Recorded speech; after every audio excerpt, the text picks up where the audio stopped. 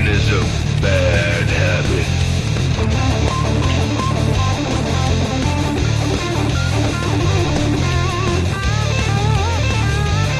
I'm gonna fake it till I make it, gonna drive it till I break it. If they love it or they hate it, it all comes down to fate. I'm gonna play it, gonna sing it till they don't wanna hear me no more. Trucking is a bad habit.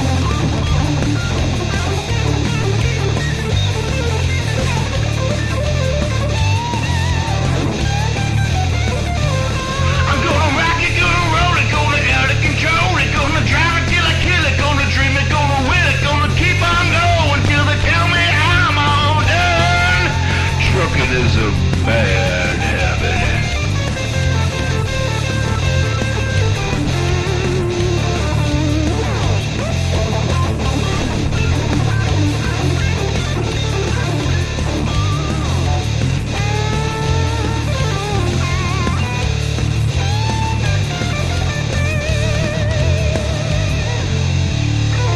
Trucking is a bad habit.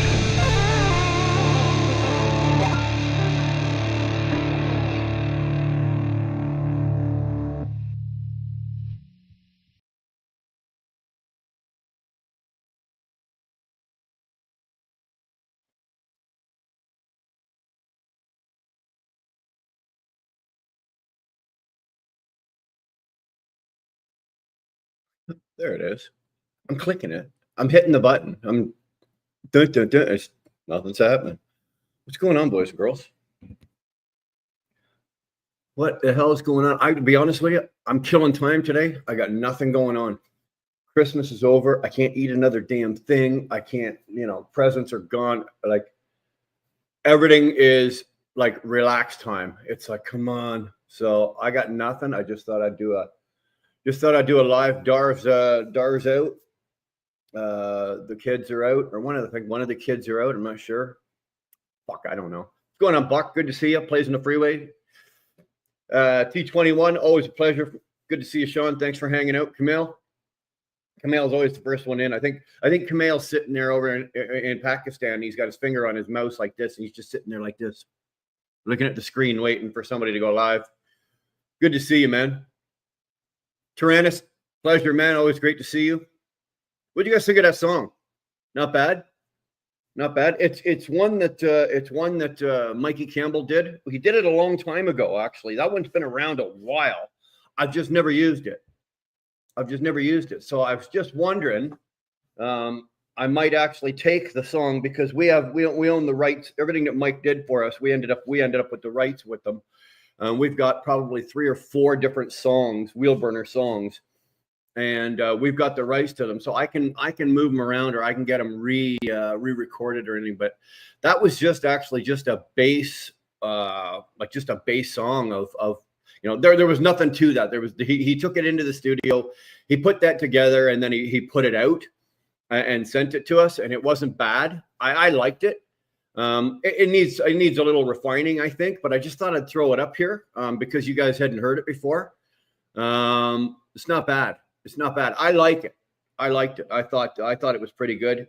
I think if we can get it back into the studio and get it refined and tuned up a bit, it'll make a really, in just my opinion, I think it'll make a really good song. Maybe extend it out, get a verse, get another verse out of it. Raw is real. You know what? That's about as raw as it gets, Buck. He sat there. He did that with 2 electrics, and then into the studio, and he had a couple other guys working with him. So I got goddamn crumbs. You know when you got crumbs, and then you put your arms on the table, and then you got them. I got fucking crumbs, and I don't know where the fucking crumbs came from. Sounded good to you, Watchtower? All right. I liked it. There's that one, and I won't play them, but I just want to. There's that one there, right? There's the blue Wheelburner, the blues one, which you guys have heard 100 times. I've opened with that one 1,000 times. And then there's this one, and it's called Trucking is a Bad Habit. And then there's this one here.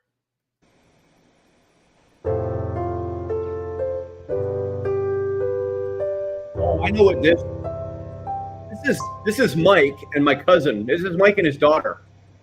I will be here waiting for you, no matter where you are. You're gonna be a wheel burner groupie, Travis. You throw your fucking panties at me. You tell him what I'm gonna do. Listen to her voice. I will always It's the be beat. loving you.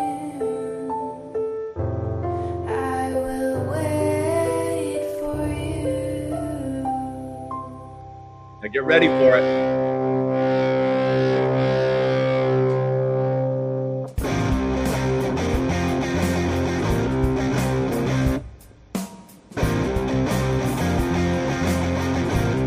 What do you think of this?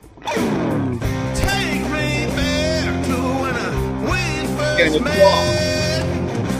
When I said you ain't seen nothing yet, baby. Ain't nothing easy, baby, and nothing free. But you're the cure for my disease. Trucking is my business, and business is good. I got the wheel, baby, you're under the hood. Delicious, baby, every night. Delicious, baby, it's alright. All these miles out here on the road. Long distance loving got me on the phone. Ain't nothing easy, baby, but you make me see. You got it all wrapped up and you do it with ease. Loving you's my business and business is good. I'm letting go the wheel, I'm sliding under the hood. Delicious, baby. Okay, that's enough of that. That's enough of that. But the bottom line is another one. That was another one that he did. Just him and his daughter. His daughter, I won't use her name, but his daughter did the opening of it, and then he obviously kicked in with it. So, if you guys like it, we'll get them cleaned up and we can start using them because we're I don't know about you guys. I watch Sick Bastard, and I know that he runs into, or he has to run into copyright problems. Right? There has to be problems with copyright because he's always playing music, or anybody that's playing any kind of music that's not really approved or anything like that. Or, so for me, for all of my intros, all of this music that we play, anything that we play, there's the blues one, there's the original Wheel Burner song. All of this, we own the rights to. It's ours. So we can play it as much as we want. It's actually on Spotify as well. But anything that's not ours, obviously it gets copyrighted and you get kicked in the nuts for it. So I'd like to try to keep as much of it as original as possible. I'm going to be asking a couple other guys. What's going on, Bastard? Good to see you, brother. I'm going to be asking a couple other guys that are musically in town. I'm looking for another intro song, right? It's got to be under a minute. It's got to be up to a minute, but under a minute, can't be over. And it's going to be an intro song, but it can't say, it has to be, you have to know that it's Wheel Burner Express, but it can't say Wheel Burner. So there is a challenge for you. Hold on, I fucking stupid me. I left the dog out, right? And then didn't,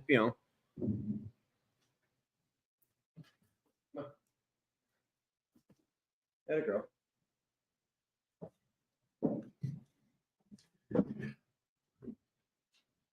So I'm going to be looking for another song, and I'll be willing to pay for it, right? Now, don't get me wrong. All these songs that Mike Campbell did, he was compensated for a few of them. So a couple of them, like the original Wheel Burner song, he threw at us. That Delicious one there, he threw at us. Trucking Is My Business, we paid for, or we didn't necessarily pay for, but there was compensation for. So it's not that bad. It's not that bad. Anyway, that's what we're doing.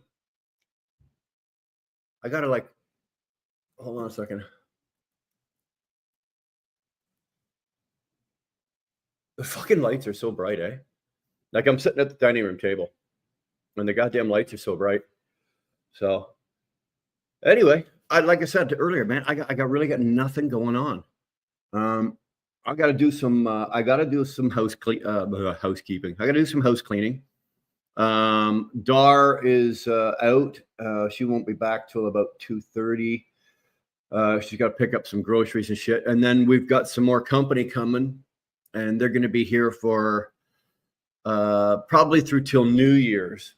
So, it's never ending stream of people coming through. Going down the highway, the tires are turning. In my mind, my soul is yearning for the freedom of the open road. Uh-oh. I think Buck's throwing his hat in the game here. He wants to get paid to write a song.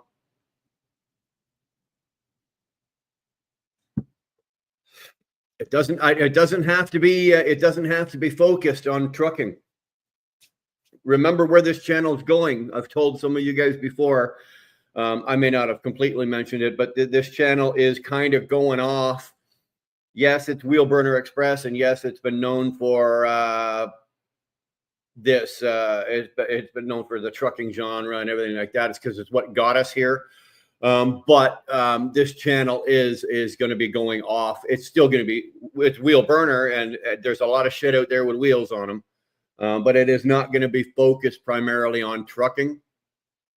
So we are looking at that. So keep an eye on that. We are going to be if you're interested in writing a song, it doesn't have to be trucking, right? It doesn't have to be trucking related.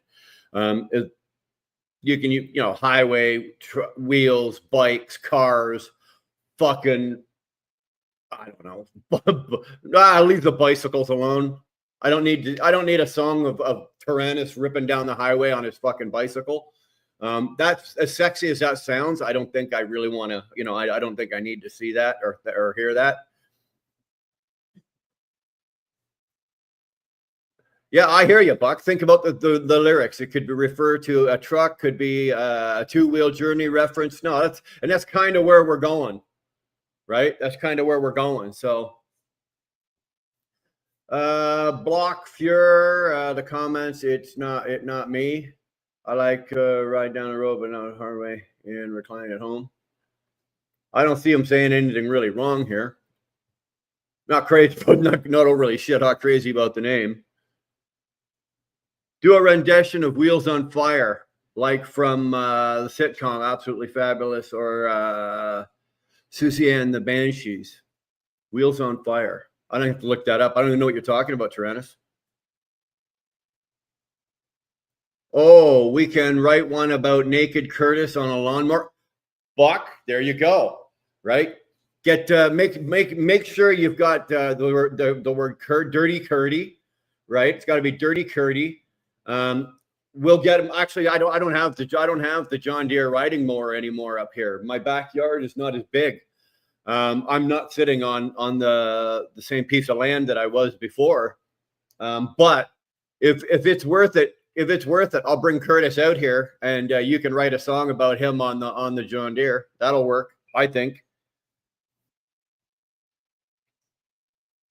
It's a pretty good song, covered by several artists. Would it get me copyrighted if I played it on here? Just curious, right? If it would it get me copyrighted, probably get me anything you play on here. That's the problem. That's the goddamn problem with YouTube and with like what's the other one? Rumble and anything like that. Yes, there you got to respect certain levels of privacy and you can't just take people's material and use it as your own.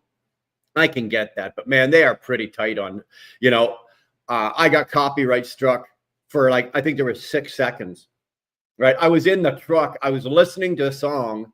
I went live and the last 6 seconds of that song were playing in the beginning of the live and they didn't kill I took a copyright strike and they demonetized that live. It's like, it sucked balls. So All the songs are pretty unique. All the versions are pretty unique. All right, like I said, Travis, I got no problem. I'll check it out. I've already made a note in the song or in my phone. Wheels on Fire. So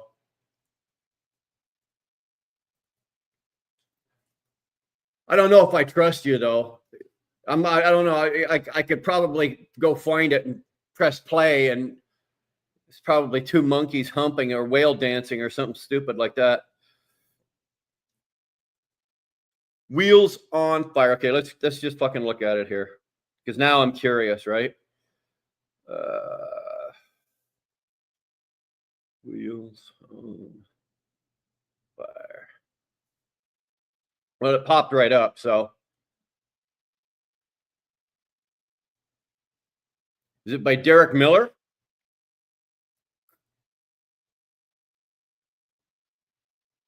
Ian and Sylvia? Holy shit, there's like 20,000 versions of it, man. Speaking of songs, did Dar play you the one that I sent her a couple of days ago by chance? No, I haven't heard it.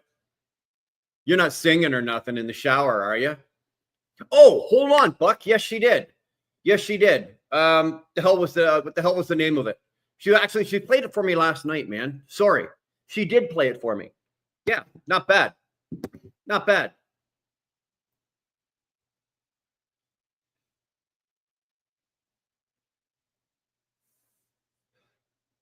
Okay, let's look that up. What's that? Suixi? Okay. SOSIO.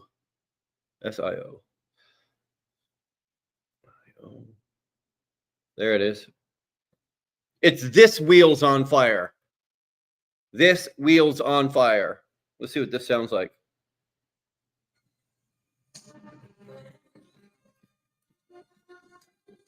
I'm going to get copyright struck here, but.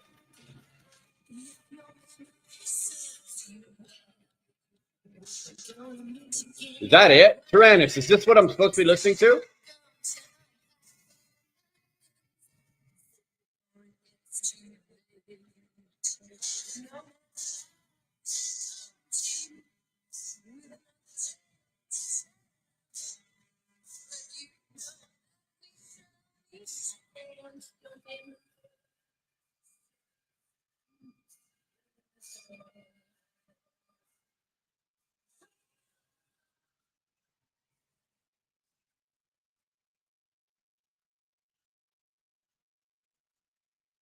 All right. That is more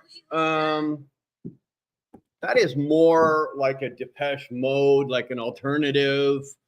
I'm not a performance piece. Yeah, that's where I was kind of going with that. That's not really a rock or a blues or even a country. There's no rock, blues, or country to that. It's not techno, but it's, you know what I'm talking about. It's like, it's definitely in the realm of like the Depeche Mode and that era there, like late 80s, early 90s. And believe me, I did not subscribe to that type of or that genre of music.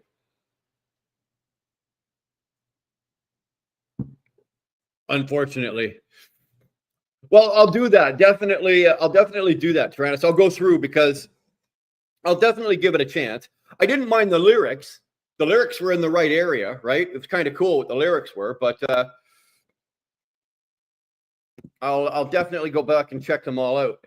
It's a well-written song lyrically. No, okay. So Buck, you say you own it. The lyrics.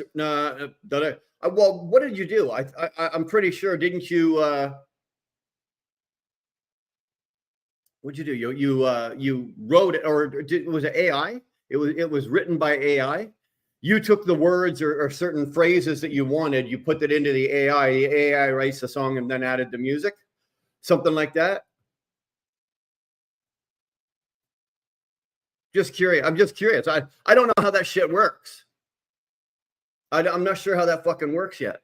Because if it's that easy, you know, there's 100 AI programs out there, right? Now I'm not musically inclined. I can't play a musical instrument, but I bet I could probably put lyrics together. No, you wrote all the lyrics. Okay, so you wrote the lyrics and what, and fed it into the EI, and they came up with the song. That's pretty good. That's pretty good if that's the fact. If that's the case, if that's what you did, and that's how it worked out for you, that's a pretty good deal on how you did that. I liked it. I liked it. It was actually rather touching, dude. Be honest with you.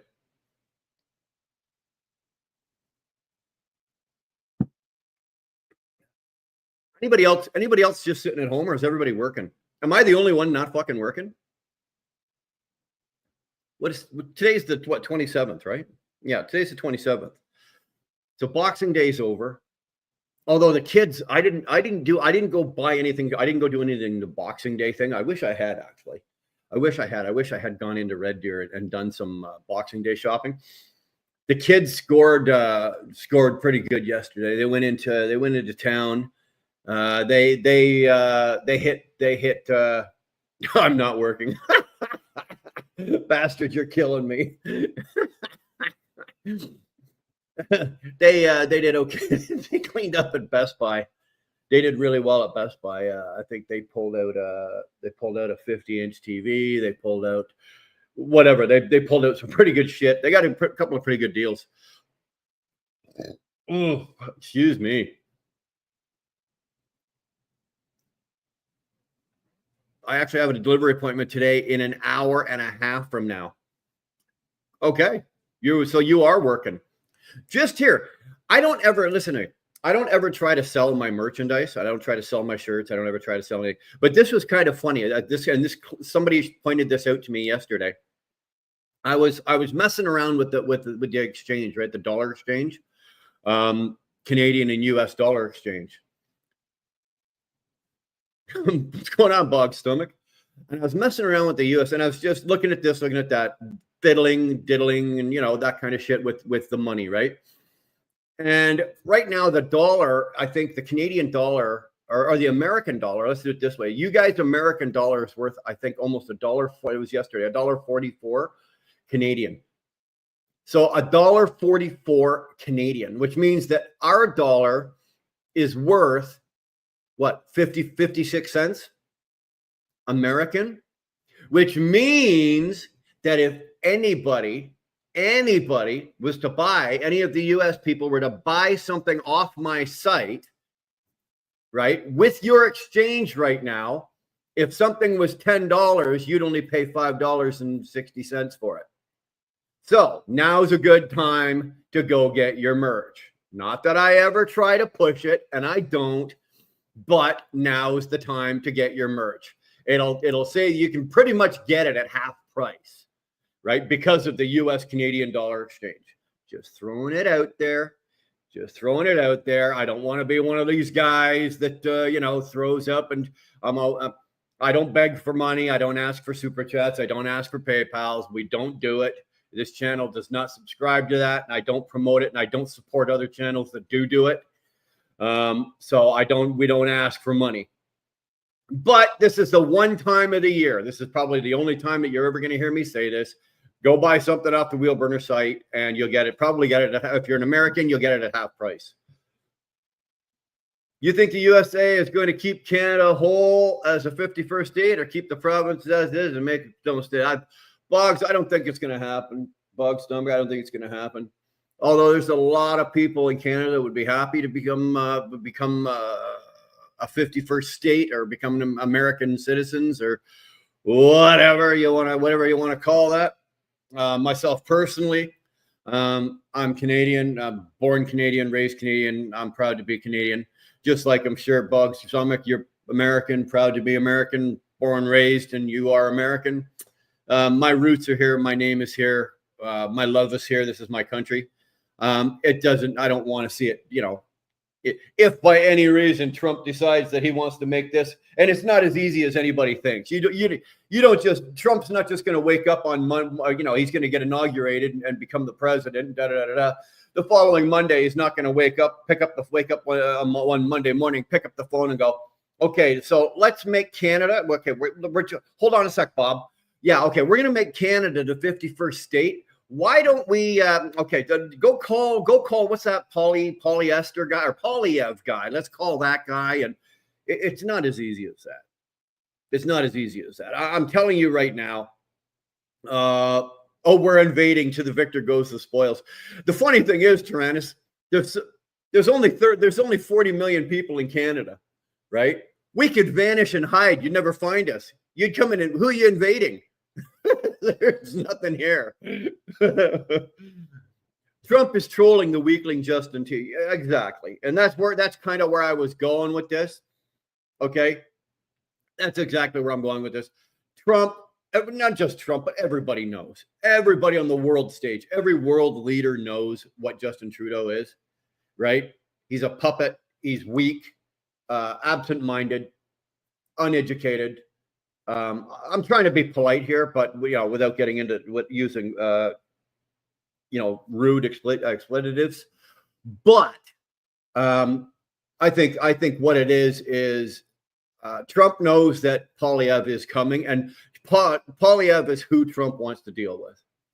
He's just giving Justin Trudeau his 5 seconds, and that's all he's going to get.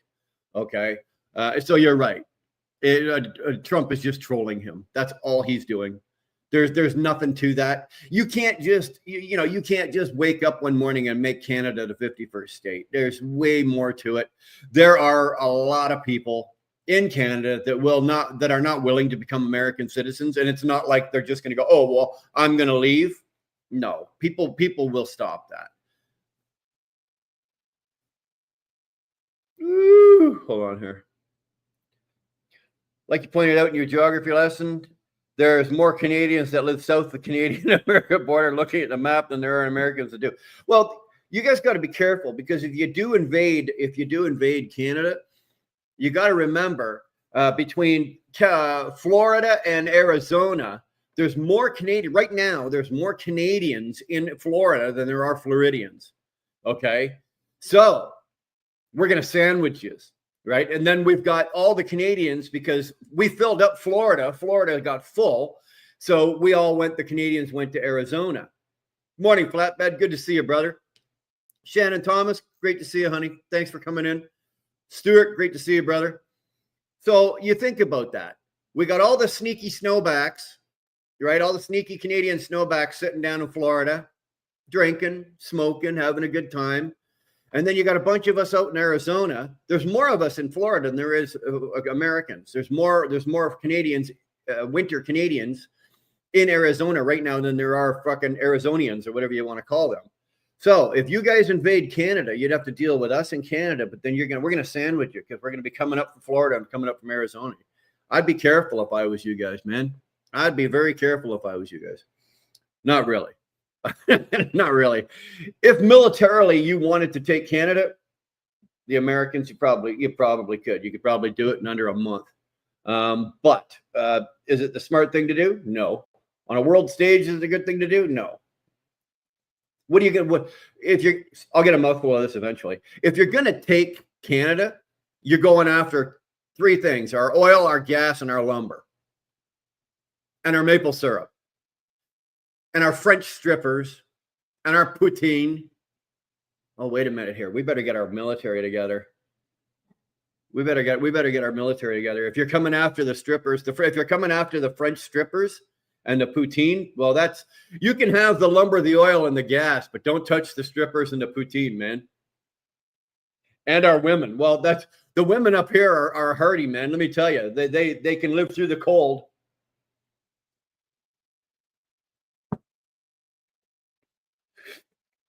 You'll settle for all the Labatt's you can handle. Buck, you can have it. You can have it. Labatt's is horrible, horrible shit. Bobby Kohler, good to see you, brother. We're training them in Florida to return to infiltrate. Kidding. Currently in Florida. That's awesome. You're setting up your own little camp down there, are you? Florida's a cesspool. Well, you know what? It's been a long time. I'll be honest with you. I haven't been down to Florida in a long time. I was supposed to go down in November, and the hurricane kind of took care of that trip for us, so we didn't go. But we're probably looking at going. We're going down in February. Hopefully, it's all cleaned up by then. But from what I understand, most of Florida is cleaned up. You could carve up Canada into another 50 states. Tyrannus, you could carve up. Remember, Canada square mile wise is 1.5 times the size of the United States. If you took all of Canada's land and you put it together and added, made how many square miles it is, I don't know what it is at the top of my head. It's 1.5 times the size of the US. You can put more than 50 fucking states in there. The problem is, who the hell are you going to get to govern them? And who are you going to get to live there? Well, I'll be honest with you. That would be one thing. That would be one thing that would work really well for you guys, because there are any of the people that live in any of the crowded northern states just come up into Canada. The weather's the same. You guys would be living. There'd be no big change for you guys, right? Until you got up into, say, northern Ontario or northern Quebec or northern Alberta or anything like that. But if you live in, say, Montana, North Dakota, Wyoming, Minnesota, Minneapolis, Michigan, any of those states there, even if you want to go out the east, you get out like to Maine, Connecticut, New York State, all that kind of shit. Any state that borders with Canada, any of the people that live in those states, you guys are going to be accustomed to the winters and the weather. And like I said, until you get about 1,000 miles north of the U.S. border, then you get up into up into northern, Nunavut, Northwest Territories, and then that's when you're talking freaking cold.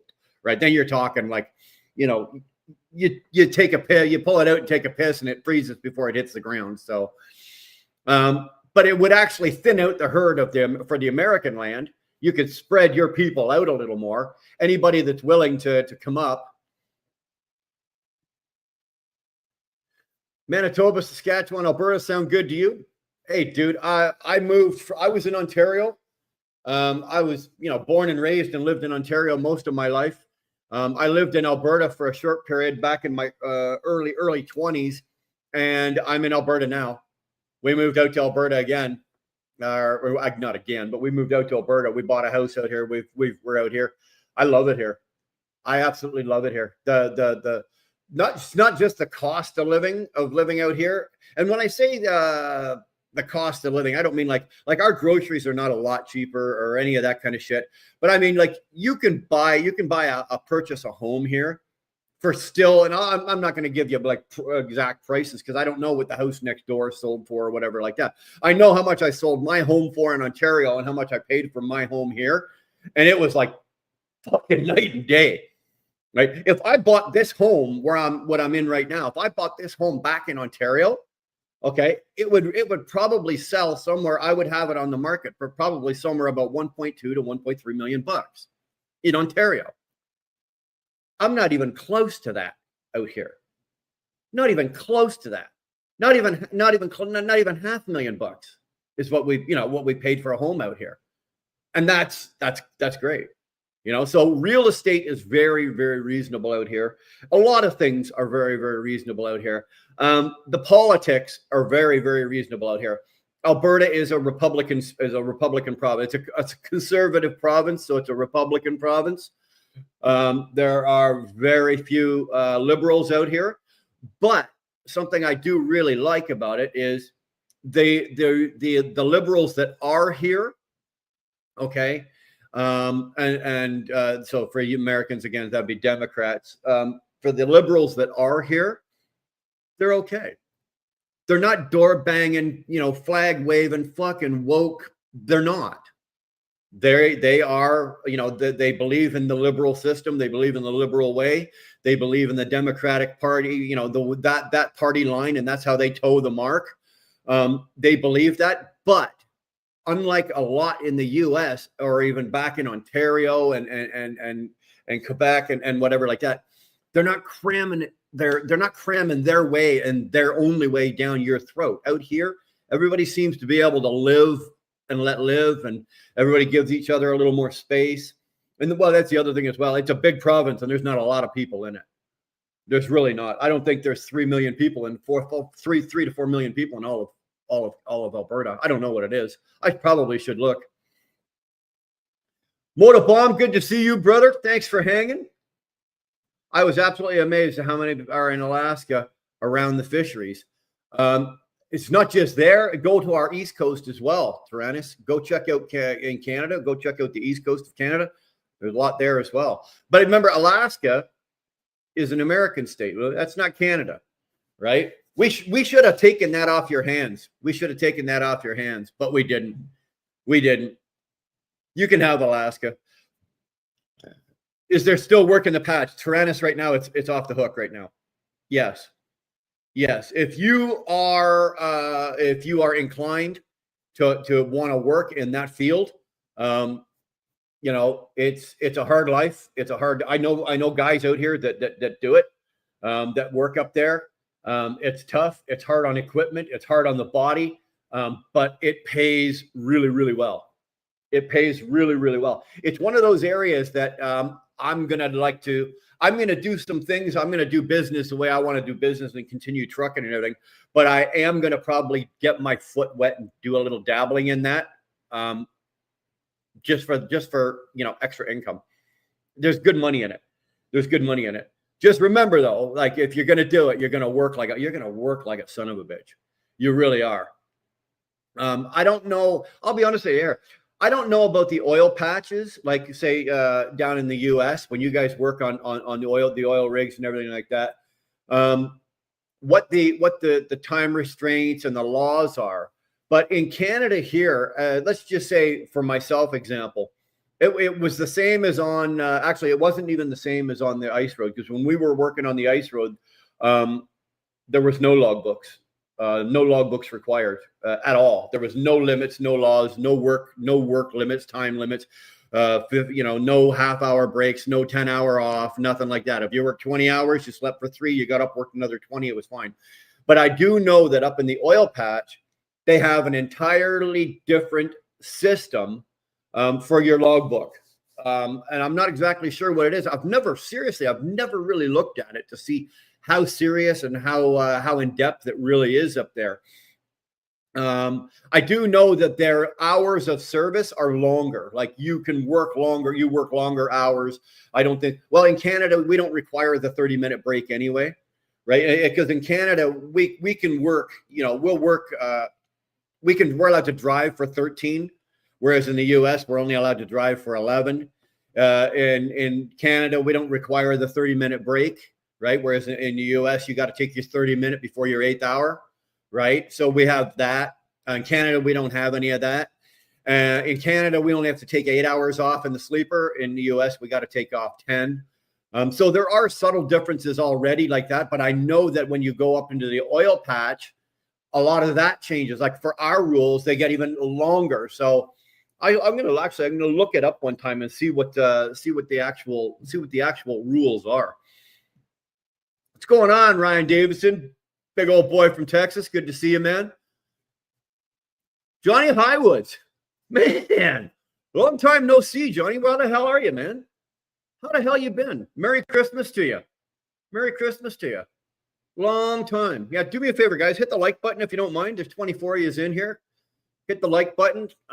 We did all right on last week's live, or last week's live. The live we did the other day. You guys, we were able to bang out, I think, 31 lives or something, 31 likes. If we're gonna go live, let's try to get the likes up to around 40. Try to keep it around 40. The wait is over. I'm here. Y'all know where why. Yeah, I was sitting here, wondering where the hell was Ryan. How is Curtis doing from not hear from? You know what? Curtis is doing well. Curtis is living. Well, I'm not going to tell you where he lives, but he's living back in Ontario. Got himself on with a real good company. He's working, making a really good living. He's got a job where it's a program, an apprenticeship program. So he's in there and he is soaking that up for everything. He's working on rebuilding motors, electric motors, but not I don't mean like little fucking dinky little RC motors or anything. I'm talking like the big motors, the big ones, stuff that's used for industrial and commercial and stuff like that. That's what he's learning to work on, and that's what he's learning to rebuild and fix and stuff like that. So he's doing really, really well with that. And from what I understand, because every time I talk to him, he's either getting a raise or a promotion. So, and they just put him in a brand new, not a brand new, but they put him in a new pickup truck. So I think they just handed him the keys to a new. I think it was a 3500. It was a Chev 30. Was it a 3500 or an F350? Either way, they handed him the keys to a brand new dually. Not bad, eh? Not bad. Went from living at our place, working at the Flying J, to driving a brand new F350 dually 1-ton and learning to rebuild electric motors. Good on him. Good on him. The kid's going to do well. We're very proud of him. Good morning, Karen. Good to see you. You know what? I'm not scratching because I got a fucking itch. I've got a scab right here, and you know what? I don't think you can see it, but whatever, right there. But anyway, it's driving me nuts. I just want to like, oh my God. It's driving me freaking crazy. I'll try not to do it. It's kind of ignorant for me sitting there going like this. You look like you're some kind of tweaker, right? So let's try not to do that. Somebody probably screenshotted that. I'll find that on a short somewhere any day now.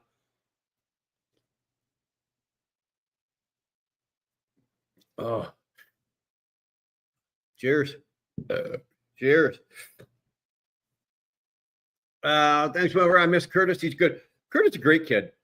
Curtis is a great kid. You know why you don't see him around? And this is good. 21, this is good. You know why you don't see him around? Because he's busy working, taking care of his family, and taking care of business. And if you're doing all of that, you don't have a lot of time to be fucking around on YouTube. And that's why people haven't seen him. He's a busy boy. He really is. Been good working on the farm here. Attaboy, Johnny. Well, man, it is great to see you. Cold weather and dry itch are the worst. Well, I don't usually suffer from any of that. Like I'm one of those guys that I acclimatize to the cold really well. Oh, excuse me. I really do. It wasn't me. Okay, Buck. I don't worry about the cold. The cold doesn't bother me, right? So I don't get dry. I don't get dry skin.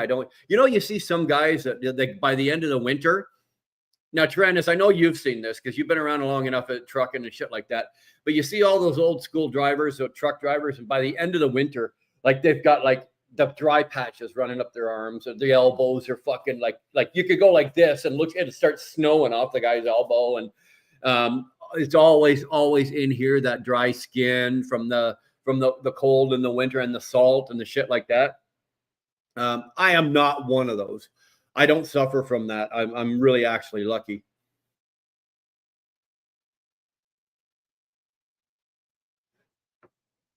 Your old scars light up on fire when, well, you know what? I'm not sure what that is. It's not that it's dry in here. It's not dry in here. It's one of these. I'm just like, oh, for Christ's sake.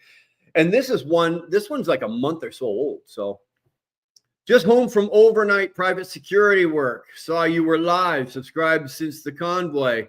Good to hear from you. Well, Watchtower, thanks, man. Appreciate that. The convoy, I was actually thinking about that because, coming up February, it's going to be another year gone by for that convoy. And I think what's happened is not enough people are remembering. And it would not surprise me. Honestly, it would not surprise me if at some point or another, something else pops up. Because we don't have to worry as much about Justin.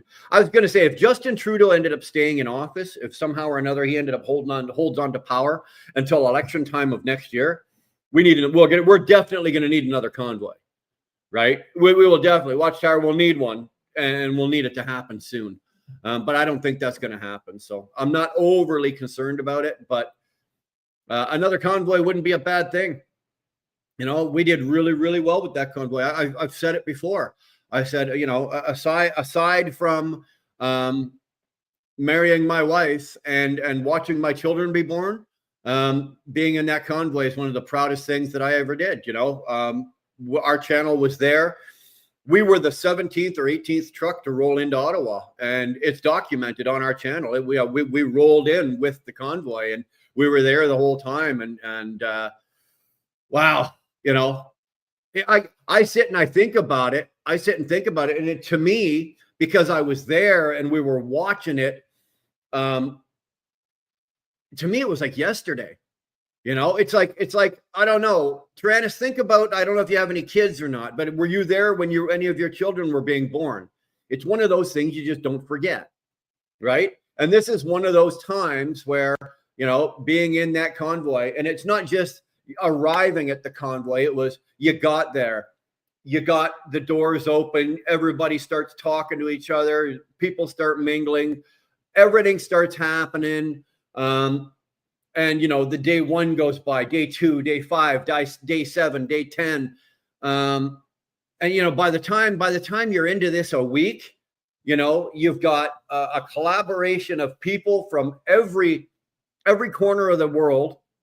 And this is, and again, I thought this was absolutely fantastic about the convoy. This is one of the only times, I think, in history of the world where you are going to find in a 10 square mile area, which was downtown Ottawa, where you're going to find people of every different religion, faith, color, language, everything, you name it, it was there. That if they were in their own countries, they'd be trying to kill each other. Right? They'd be trying to kill each other. There were people that would not associate with each other if they were in their own countries, or even if they weren't. But the fact that, you know, that there was Russians and Czechs, there was fucking Indians and Pakistanis, there was whatever goddamn Afghanis and this and whatever. There was even English and French. We let the French in. We did.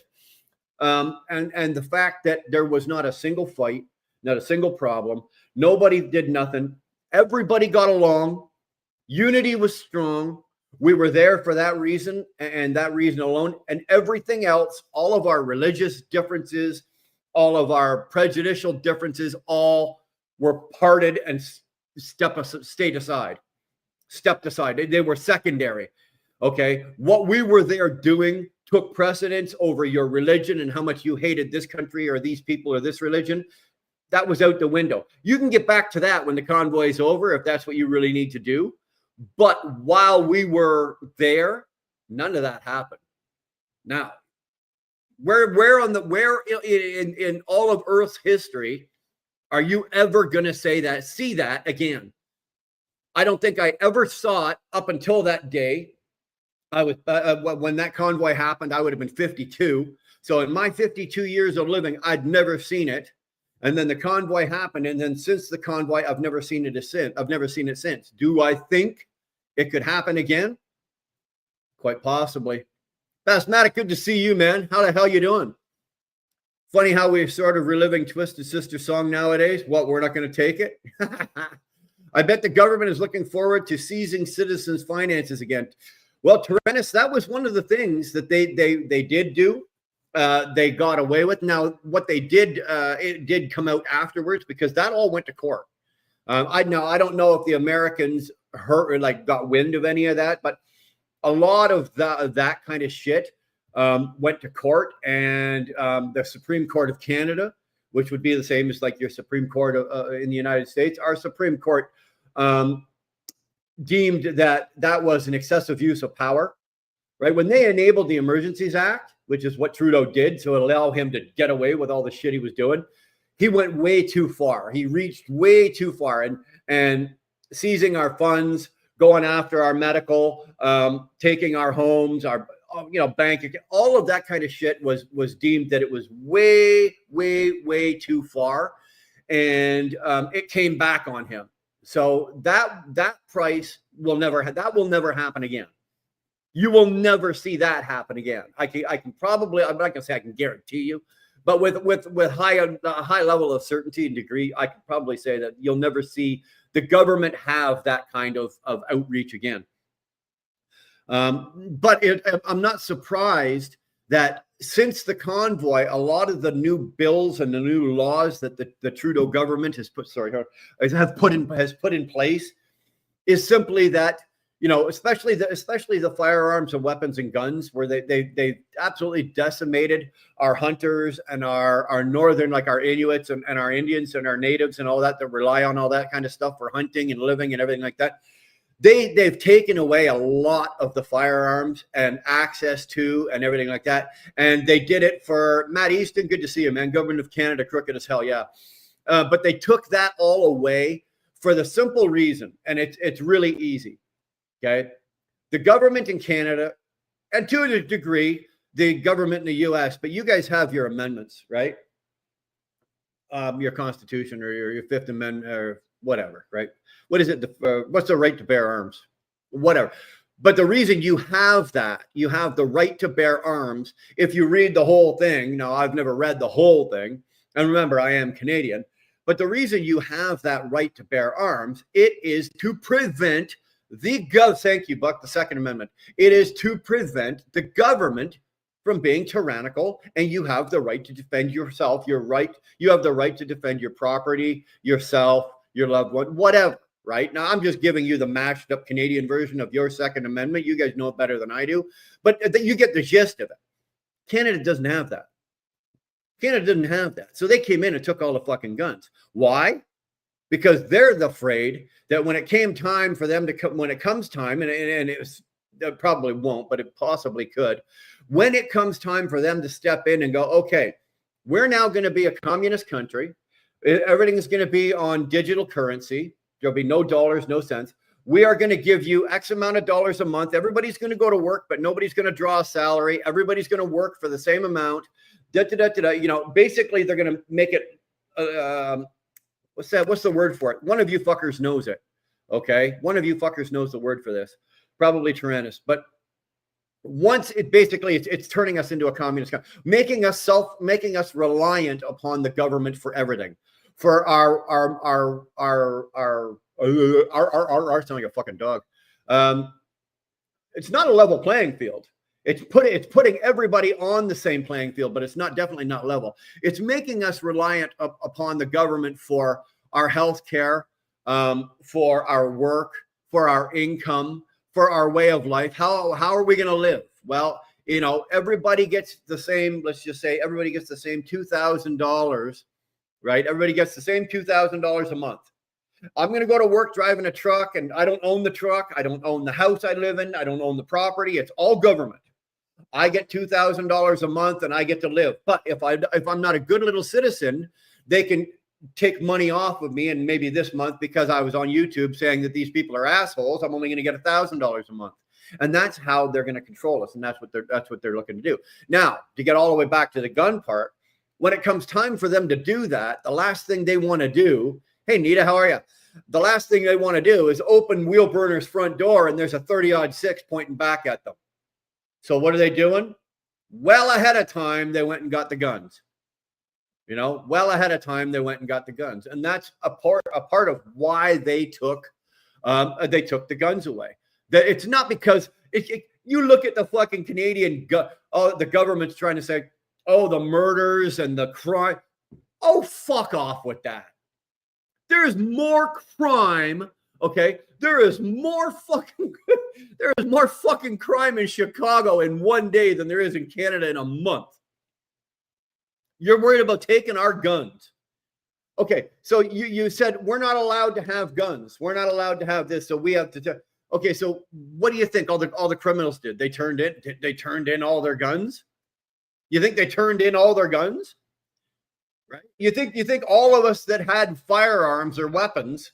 Do you think we all just willingly went, oh, okay, well, here you go. Take them all here. Here you go, Mr. Trudeau. Sure, anything that was registered, right? Anything that was registered that they know you've got, they come knocking on the door and go, okay, Mr. Brown, we know you've got this, we've got this, you got this, you got this. Right. But what they don't know is that with the ones that we got this, and this. So, yeah, okay, you go ahead and take whatever the fuck you think you want. You may have taken the guns, but you didn't get all of them. Okay. And just because we're not supposed to have them doesn't mean we don't. You know, you come knocking on my fucking front door and do something you're not supposed to be doing. I don't know what's going to happen to you. Every government in recent history, Biden, Harris, Trudeau, tries to ban guns and show tyrannical tendencies, show no care for the citizens. Exactly. Why would a government? Good day, Bulls. Good to see you, man. GW. Poor bastards had to drive back and forth through Canada a couple of times. He's lucky he didn't get mugged by one of us nasty Canadians. I lost my thought there. See what you did, GW? You fucked me up there. No, they don't. Jason, you're right. They don't care. They don't give a rat's damn about the citizens. Okay. There is an agenda. Now, without going all the way into it, because we'll be sitting here for fucking 18 hours if we do, right? But there is, whether it be Canadian, U.S., Mexican, English, British, whatever. You look at any of these countries, okay? Any of these countries, there is always an agenda. Always, always, always an agenda. And what is always at the top of the agenda? Anybody? I don't know. You guys are going to be like talking to me. What is at the top of the agenda? But follow American and Finland politics. It doesn't matter whether you're an American. America is over there blowing up and bombing and fighting in all these other countries for what? Democracy? Fuck no. Same with Canada. What's the agenda? Same with England. To a smaller degree. Germany. France. Chicken Hawk's on the right hole. Right, he's on the right. He's in the right hole. Fuck me. Congratulations, Chicken Hawk. You're in the right hole. Chicken Hawk's on the right path, but what is it? Control? Could be it's control, yeah. The only law in Canada that I'd like to see in the States is the freedom of females to bear their tatas. That is very nice. Not enough of them do it, though. Not enough of them do it. It's basically, it's money, guys. It's fucking money, right? Follow it. Everybody knows the saying. Follow the money. You want to know who the most corrupt are? Follow the biggest trail of money. Control and money. There you go, Chicken Hawk. You got it, right? Control and money. The ones with the most money usually have most of the control, right? It doesn't matter what country we're in. Watchtower agreed, right? Money is the devil. Nita, well, that's it. Let me tell you something. If money is the devil, I'll dance with that fucking devil all day long, baby. Bring them on. I'll dance with them. But you are correct. Can we get back to the right hole?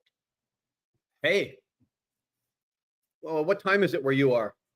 It's 20 after 12, so it's drinking hour. What's the date today? Are you actually, Chicken Hawk, are you guys driving? Are you guys driving this week? Are you guys working this week? Or did you take the week off between Christmas and New Year's? You ever see a guy get mad while drooling? Elon has the most money, but he isn't corrupted like the rest. Jason, you know what? It's one of those things that I'm impressed with Elon Musk. It's not because he's brilliant or anything like that. That doesn't impress me. What impresses me about Elon Musk is so far he's uncorruptible that we know. Now, it's not to say that, there's something going on that we don't know about. But as far as I can tell, from what I've seen, and it's not like I did a deep fucking dive on this, guy's life or nothing, but from what I can tell, Elon Musk, he's uncorruptible. He doesn't need to be corrupt. He's got everything and anything he wants. That man can stand on the top of a mountain and look around at the world, and anything that he can see with his eyes, he can buy. Think about that for a minute. Nita, Chicken Hawk, Buck, Jason, everybody, think about that for a minute. Anything that he can see, he can buy. Anything. He can be in New York City and stand on top of a building, and anything that he can see, he can reach into his pocket, pull out a cell phone, and he can purchase. That's true power right there. So why would you don't need to be corrupt to do that. Once you're already at that level, you don't need to be corrupt. Anybody that's at that level that is corrupt is just greedy, right? Now there's some other guys that are around that probably, they're not quite to his level, but they're up there. And they've all had their glitches with corruptness. Bill Gates, he's not squeaky clean. He's not squeaky clean, right? The douche that owns Amazon, right? He's not squeaky clean. Mind you, you look at Elon. You've never seen Gates is at his level. Okay, maybe he is at his level, but he's certainly not fucking squeaky clean. You look at Elon Musk and try to find something that's corrupt about him. What has he done that's corrupt? I don't know, man. I don't know. Chicken Hawk is sitting here in between St. Augustine and Crescent Beach right now. Yeah, that'd be nice. There is a reason Trump trusts him. Can't buy his morals. Exactly. We worked all of Christmas and we were working this weekend as well. Well, dude, I'm not back to work till the 2nd, so I'm enjoying my time at home here. Believe me. That girl Grimes, he hits himself to is like a streetwalker. I don't know who that is. I am a small person, but I know the bad SF. Chicken Hawk. Hi, Buck. I went through there last night, 5:30, and I-95 shut down and backed up for 7 miles. Well, that's probably your fault. Gates is super corrupt. Well, if you look at Jason, if you look what Gates has been up to in the last 5 years, you've heard about all the Chinese buying up all the land around all the silos around all. What's Gates been buying? Anybody? Come on, man! Don't make the fucking stupid Canadian be the one to fucking tell you and figure it out. What's Gates been buying? Gates has been buying up fucking what? Been buying up more shit than you guys can fucking. What's he been buying?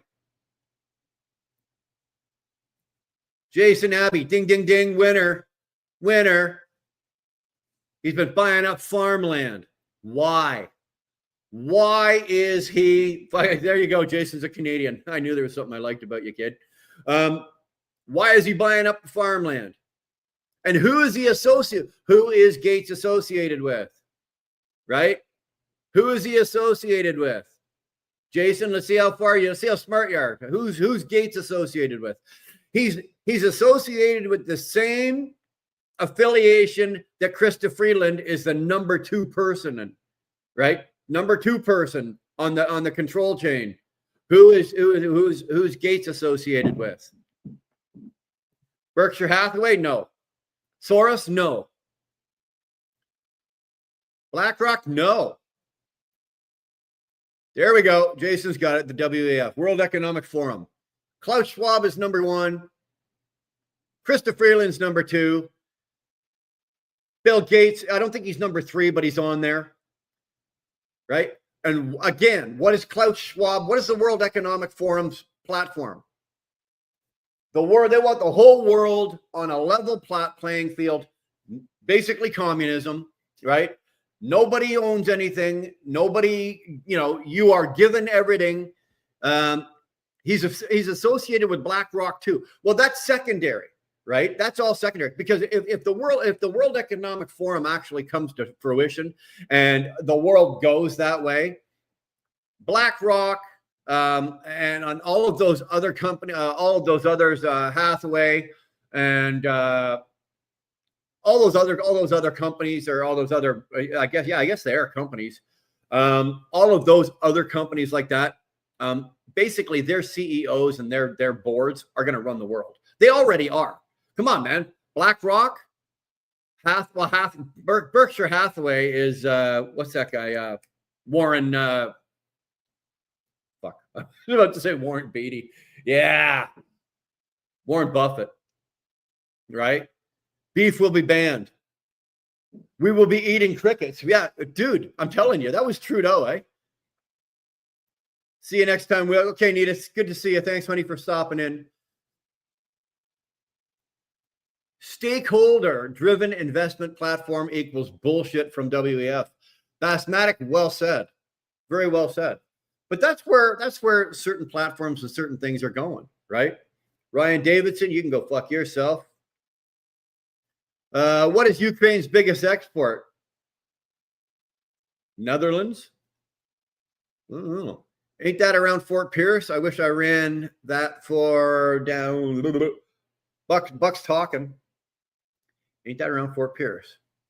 I wish I ran that far down sometimes. Oh, okay. To get back to the whole thing about all of them, corruptness. Gates is buying up all the land because they're basically gonna starve us. And it's not, just so you know, he's not buying up just like all of Iowa, right? He's buying up Canadian too, right? He's buying up Canadian land too. I was talking to Chicken. I know who you were talking to. I know who you were talking. I know where Fort Pierce is. So the biggest export is what, orphans? Pretty much. Was talking to. They are both being attacked. One more, other than politicians against farmers. Well, the politicians are going to be the only ones standing around with their fucking hands, with their hands out, waiting to better themselves. The rest of us are going to get fucked. I'm telling you. Control the food, control the people. Well, Jason, it's true, right? They're going to control the land, right? I don't know what the percentage is, what the number is. I don't know off the top of my head. But let's just say 70%. I don't fucking know. 70% of the food that we eat comes out of the ground at some point or another, right? Let's just say that.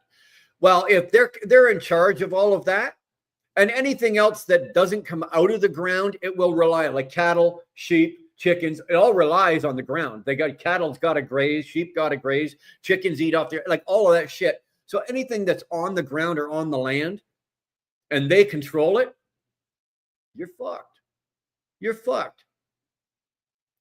China here in Texas is doing. Are you learning to talk, Ryan? Or are you hungover? China is buying up usable farmland and just letting it sit. Yeah, well, China's doing that everywhere as well, right? The funny thing about China, it's not funny, but the thing about China is they know where every single missile silo is in the United States, and they're buying up all the fucking acreage from hundreds of miles around it. Are you telling me nobody in your government has fucking seen this? Of course they have. They know it's being done, but nobody thought to think, hey, wait the fucking minute here. Oh, I guess that's okay. I guess there is eventually going to be another war, and it's going to be the U.S. against China. But let's let them own 90% of the fucking land of our country. Karen's back, and that's how you do it. Kick the door in, babe. Thank you. They want to create a worldwide famine in 4 or 5 years on purpose. Well, dude, they're well on their way to doing it. Okay, they're well on their way to doing it. If you know how to grow shit, start growing it. And here's the thing. I was sitting there in another group that had nothing to do with trucking or anything like this, and they were talking about this, and they're going, "Well, all of this is going to happen. So start, if you've got land, start planting your vegetables and digging your well and get yourself set up." People, I hate to be the one to tell you, but you're not going to have any land to grow it on because you're not going to own that land. Sorry. What are you going to grow it on? Fucking pots? You're going to go around, get soil, fill a bunch of pots and grow corn out of a pot? Because you won't be planting it in the ground because you won't own the land. I have 56 acres off grid in BC. Jason, I guarantee you, they already know that. They already know that.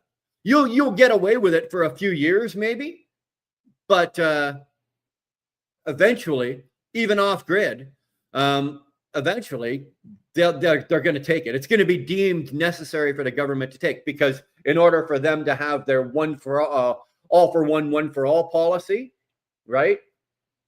That's what's going to happen.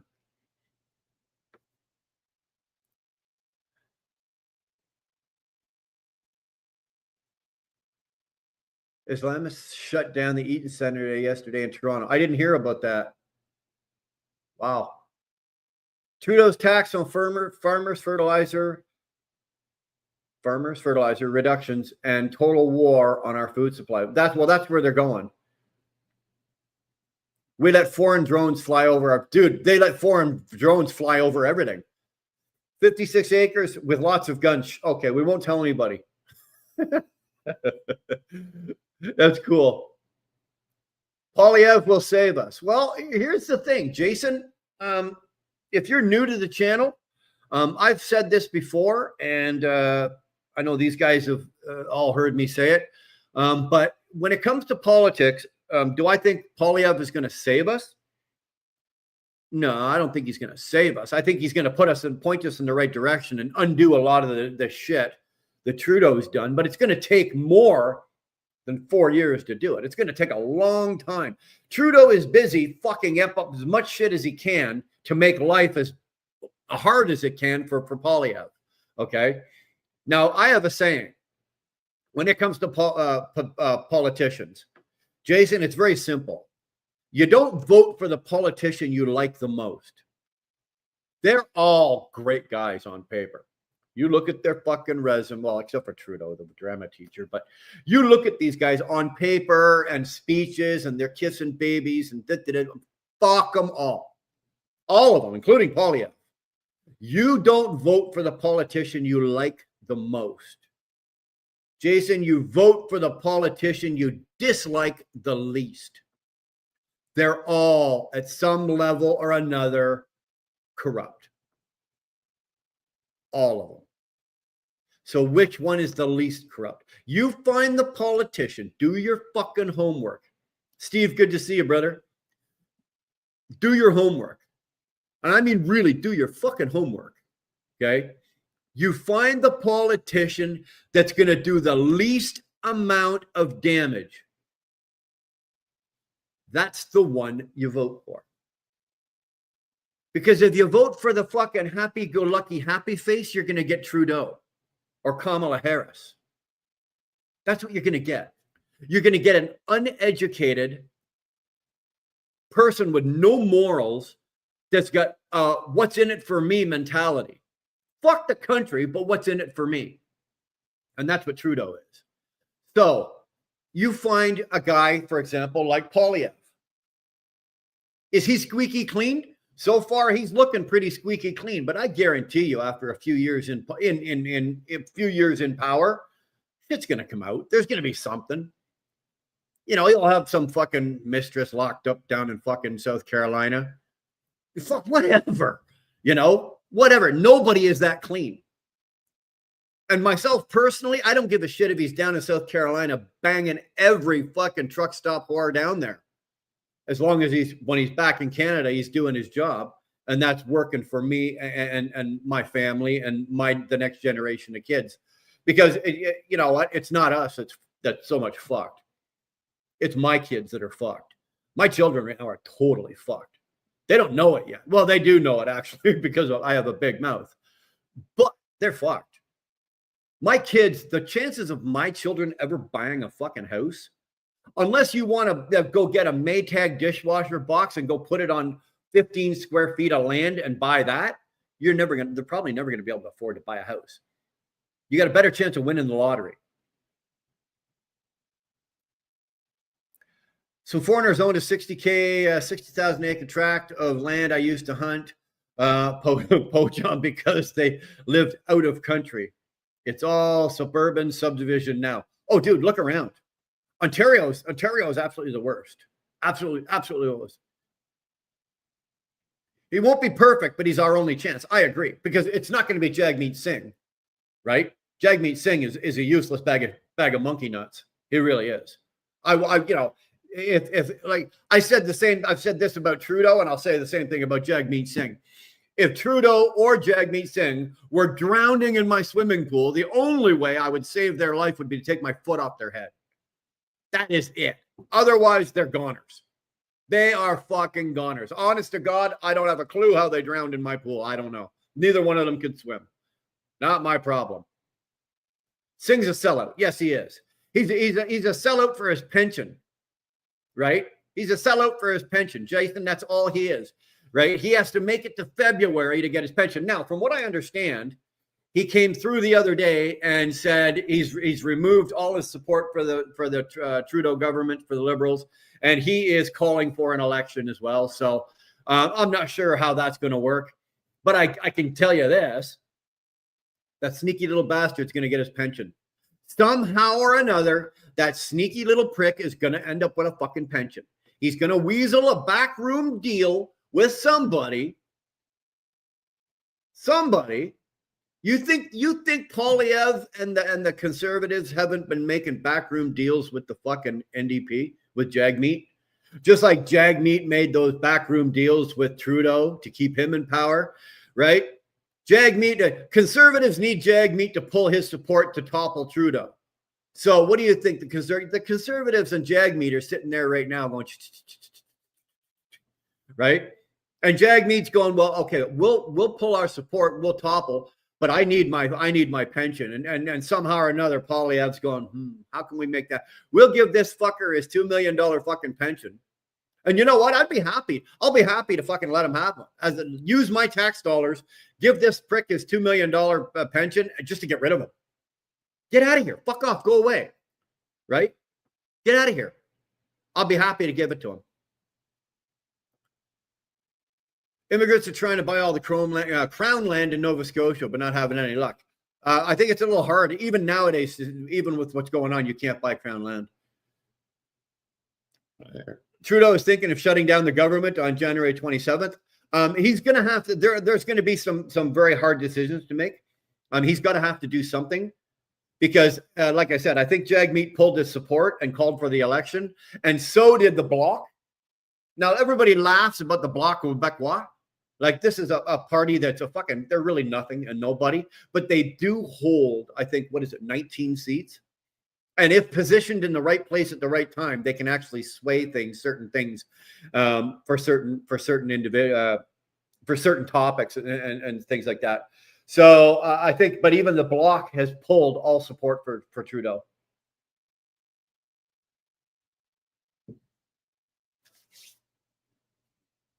Without the Bloc and without the NDP, the Trudeau government only holds a minority government. A minority government is not enough. With a minority government, the opposition, which would be the Conservatives, can call for an election, and there's nothing they can do about it. So I think he's going to shut down the fucking government to try to stop a lot of this shit, but it's not going to happen.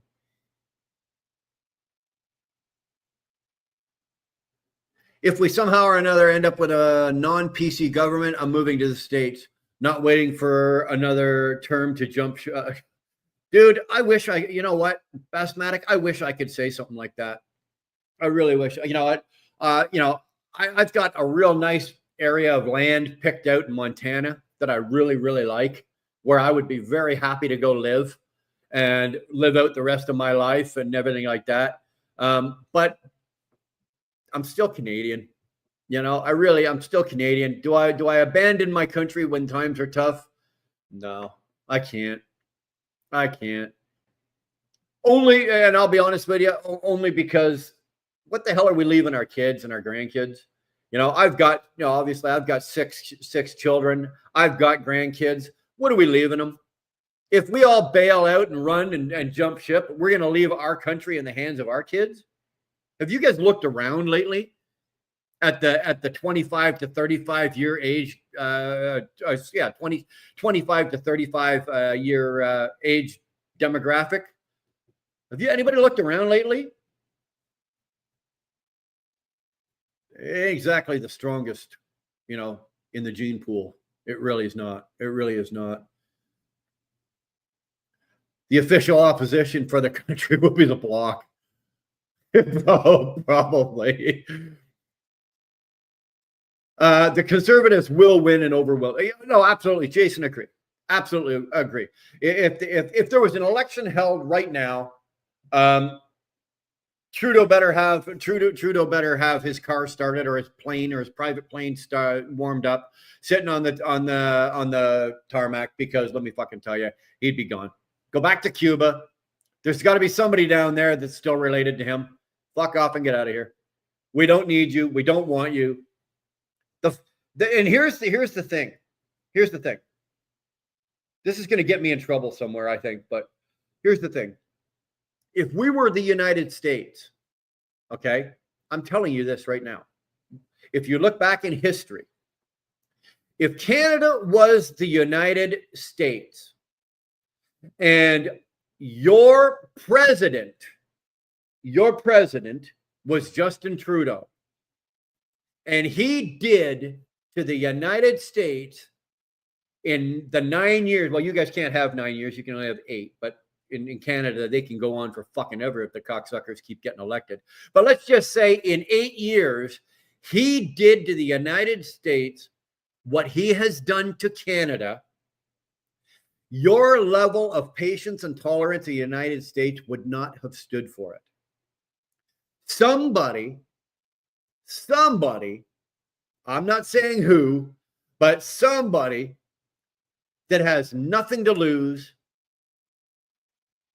just can't sink any farther in life, just to get, is desperate, broke, poor, hungry. Some backwoods hillbilly is going to come walking out of the fucking hills of Arkansas with a 30-06 and a long scope, and they'd take Trudeau's head off. If he was an American, if we were in the United States, somebody would have assassinated him. Somebody would have taken him out. I'm not saying that's what should happen. Don't get me wrong. I don't believe that, somebody should die. But I'm just comparing the countries. If Canada was the United States and Justin Trudeau had done exactly what he had done in Canada, and he'd done it to the United States, ran your economy into the dirt. You think the Americans' economy is in the dirt? No, you guys are, but you're not as bad as the Canadian. If that had happened in Canada, somebody would have assassinated him. Or at least made a few attempts. Okay? A few attempts. I am honestly surprised that nobody in Canada, you're telling me there's not some guy up here in Canada that's, probably got, he's got a cancer fucking diagnosis. He's got 6 months to live. He's got nothing to worry about. Somebody hasn't taken a shot at this guy. If we were in the United States, I doubt he'd still be breathing. Joanna, what's going on, baby? Trudeau can never live in Canada again. Jason, you know what the sad thing about this is? Trudeau's kids, they didn't ask for any of this, right? It's not their fault that their father is a douchebag, right? Their mom, she'd had enough of his cockamamie, cocksucking bullshit, and she fucking left. She left Trudeau, took the kids and divorced him, split up from him. Would you stand around, right? Would you stand around if you were in a forest fire and you were in a little patch and you were surrounded by flames and you had no water, no fire extinguisher? Would you stick around? Well, no, she didn't. She fucked off. Good for her. But it's his kids. I feel bad. His goddamn kids are going to have to pay the price for this. If your last name is Trudeau and you're related to him, oh man, you might as well walk around with a fucking target on your back, right? I hear if I buy a laundromat in the States, some business, you can get privileges to live there. There are certain things. I know I mentioned Montana earlier. I know that Montana has made it a lot easier. Let's just say they've cut a lot of the red tape and they've made it a lot easier and more accessible for Canadians to become citizens. If you go into Montana and you choose Montana to live in. Oh, what happened? Lost my mouse. Oh, come on, man. Oh, well, I'll have to do it this way. So yeah, it's Montana is one of those. I think if you own, money talks, right? Let's just say about it, Bassmatic, money talks. If you've got, you say you sell your house, you've got all your RSPs and all your retirement, let's just say you sell everything and you've got a couple $1 million and you can liquidate everything and turn it into, say, a couple $1 million in cash. It sure makes it a lot easier if you want to go live in the United States to go live in the United States. They'll be happy. They'll be happy to fucking have you. They really will. I'd rather be working in a laundromat. Secret Service seems to work well for the corrupt politicians. No shit, eh? They couldn't prevent that slimy little twat from taking a shot at Trump, right? Everybody in the world saw this guy except the Secret Service. But yet you get within fucking a country mile of Biden? Oh, come on. Howdy from North Crack-a-Lacka. Good to see you, Mr. Bees. We are on a subject that I know you are passionate about. We're just talking a little politics, talking a little Trump, talking a little Trudeau.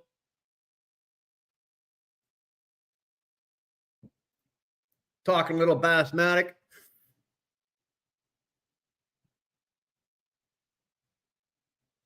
I would prefer hands-on with Trudeau. Oh, dude.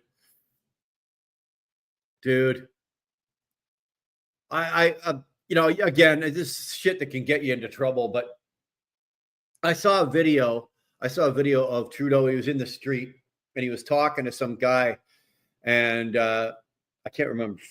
I should have remembered. I should have been paying more attention. I was more listening to what the guy was saying to Trudeau, not about who the guy was. But let's just say he was a steel worker or he was fucking some. He was fucked. He was out of work. He was fucked, and Trudeau had fucked him. I was listening to this guy talk to Trudeau, saying that you've done nothing to me. You're useless. You need to go. And he left Trudeau standing there in the middle of the street. Like Trudeau's trying to walk around, shake hands, going, "Hey, nice to meet you. Good to see you. Hi, And this guy shot him down. If the Liberal Party and Justin Trudeau showed up at my door, I'd be calling you guys for bail money. I promise you. I'd be calling you guys for bail money. I don't think honestly that I would be able to trust myself. I don't. I hate to say that because I'm not a violent man these days. These days I'm not a violent man. I will defend myself. I will obviously defend my family, my property, and everything like that. And if violence is required, then I have no problem stepping up to that level. That's just me. I've always been that way. I, on the other hand, have been a violent type man in the past. Now that part of my life is gone. But if Trudeau showed up at my door, oh, I'm telling you, that rage monster is coming back. What's going on? I'll make you uncomfortable is in the house. Good to see you, Robin. Damn it, boy. Good to see you. There's another fellow Canadian, living out of Manitoba. Nice little province. Don't you dare call me for bail money. My ass is in jail. Your ass will be in jail with me. Well, that's a true friend right there, right? That's a true friend right there. When your ass is in jail with me, that's how we determine who's a good friend and not. What's going on, Red Lady? Good to see you. Thanks for popping in. You guys relaxing, or are you guys still working? Were you able to get a little time off between Christmas and New Year's? I hope so. Hope you guys are able to do a little relaxing. Somebody said they like the shirt. Not bad, eh? Everybody likes a little Johnny now and then. Johnny had a way of telling you just the way it is, right? This is how he feels. No batting an eye, no holding back. This is how it works. 2-4 just came in. Another good Canadian. Look at this. We got a Karen's Canadian. Robin's Canadian. 2-4's Canadian. Jason's Canadian. We got a good Canadian contingency in here today. Woohoo! Break out the Molsons, boys. Break out the Molsons. Oh, hello. No working. They are killing me today at work. Sterling working too. Damn. Justin and the Liberals love to control the media and arrest journalists for the Constitution of 1982 and the Charter of Rights. Now taxpayers, now taxpayers will pay off lawsuits for years. That is something that the Americans have no idea how good they've got it right now, right? Whereas our internet in Canada, now don't get me wrong, in the United States, your internet's being monitored too. The NSA and blah, blah, blah, blah, blah, blah, blah. They all internet. But in Canada, our rights to privacy for all that kind of shit are gone, right? Our phone conversations, our internet, our TV, our commercials, what we watch, what I like when I'm on the internet and what I'm scoping out and say I'm Googling and everything. There's a whole room full of little nerdy idiots sitting in their Spider-Man underwear in Ottawa somewhere in a basement in a big room, and they're monitoring everything that is being done in Canada. Every single. Now, don't get me wrong. They're not sitting there going, "Oh, let's watch what Wheelburner's doing." No, they're looking for that. They've got algorithms and computers and shit, and they're looking for certain keywords of this and that and everything like that. Believe me, if I really wanted to, right here on this live stream, there are probably about 6 keywords that if I put them in certain combinations and ran them off, the RCMP would be at my door in probably under an hour, right? Under an hour. If I took 6 or 7 of these keywords, put them in certain combinations of how to say them and make it come off as a threat, they'd be at my door in maybe even less than an hour, right? That is how badly we are being monitored in Canada. Our phones, our internet, everything. And we gave it to them. We gave it to them. Right? They put that bill through. They did that bill as a midnight. They put that one through as they called it a midnight ramble. Right? They put that bill through in the middle of the night when nobody was around, and it went through. And we woke up on the fucking following Tuesday to guess what? Oh, wow. You don't have the right to any kind of privacy with your internet. Really? Oh. Well, I hope you enjoy us watching, midget tranny porn. Everybody out there that's in Canada, 9 o'clock every morning, just go Google the stupidest fucking midget porn you've ever seen and just run it and walk away. That way, jam them up. Let them see what the fuck we're looking at. It's the goofiest shit I've ever seen, man. A scanner darkly. I would love to be the 51st state if Trump is president and we get their constitutional protection. Here's the problem, Jason. Trump only has 4 years. Trump's only got 4 years. Why do you think, okay, that when Trump is already, he's not even the fucking president yet. Why do you think he's coming in with a fucking both barrels? Both barrels are cocked and loaded and he's going to fire. And he's already got things in place. Why? Because he's only got 4 years to do it.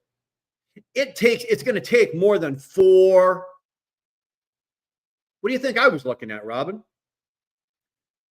It's going to take more than 4 years to get this country. So you need to hope that Trump, first of all, he won the election. So he's got 4 years. You better fucking hope the Republicans come in again and win again after Trudeau's done his 4th year. Because if the Democrats don't win, oh my God, the world of shit storms that are coming down, you guys will be moving to Canada. Trust me, you'll be moving to fucking Canada. We could take Canada in the first 90 days. Didn't we already have this? You know about Bill 63. I think so. There was about 6 bills that all went through, I think at one point last year. They all went through, and I think 63 was one of them. But it all had to do with internet rights, your freedoms and liberties, your freedom of speech, your freedom to protest, freely protest. For like a peaceful gathering, like a rally, all of that kind of shit was we lost a lot of our rights. We are no longer allowed in Canada to have a peaceful protest. If for any reason the government doesn't agree with what we are doing, they can arrest you. They can take your property. They can. There's a lot more to it that I don't want to say because I don't really know. Right? There were so many things that would be. I would have to shut my business down and shut my house down for 6 months and go back and look at all the intricacies of everything that's going on there for me to get it right. So I don't want to speak on certain things if I don't know because I'd be ignorant on it. So I'd rather not. But I do know that I think there was a whole whack of bills there, Jason, that went through all at the same time. And it wasn't good. It wasn't good. Hate speech online comes with American here. No. A North American Union is UN and WF stay sovereign Canada. Exactly. The American think Americans know the Dems are dangerous. If they didn't, they know now. Canada first. Agreed. I explained Bill 63 above. You did you? Hold on a second here. Sorry, I lost my mouse, so I'm having to do it on the fucking pad here. And it is a pain in the ass. My apologies.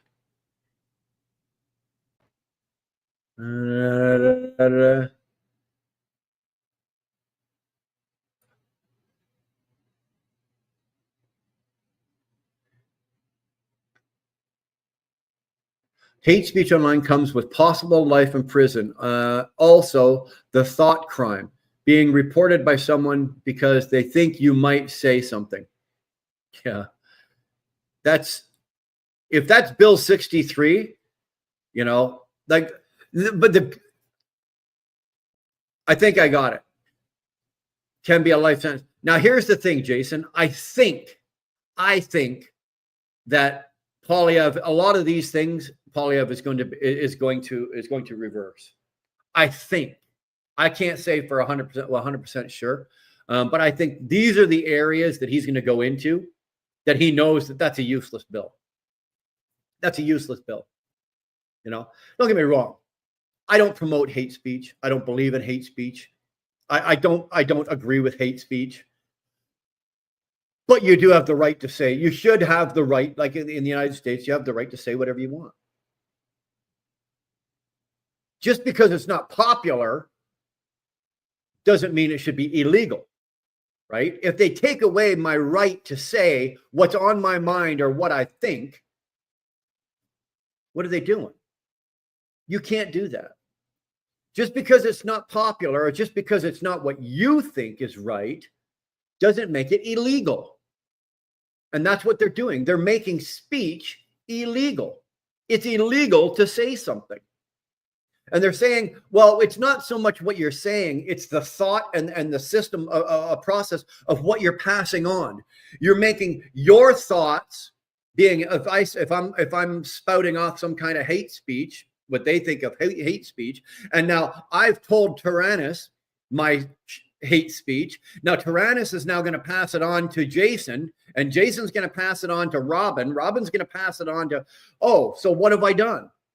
What have I done? Right? It makes no difference what I have done. They don't have the right to do that. They do not have the right. Well, the parent in Canada, they do. They've made it a law.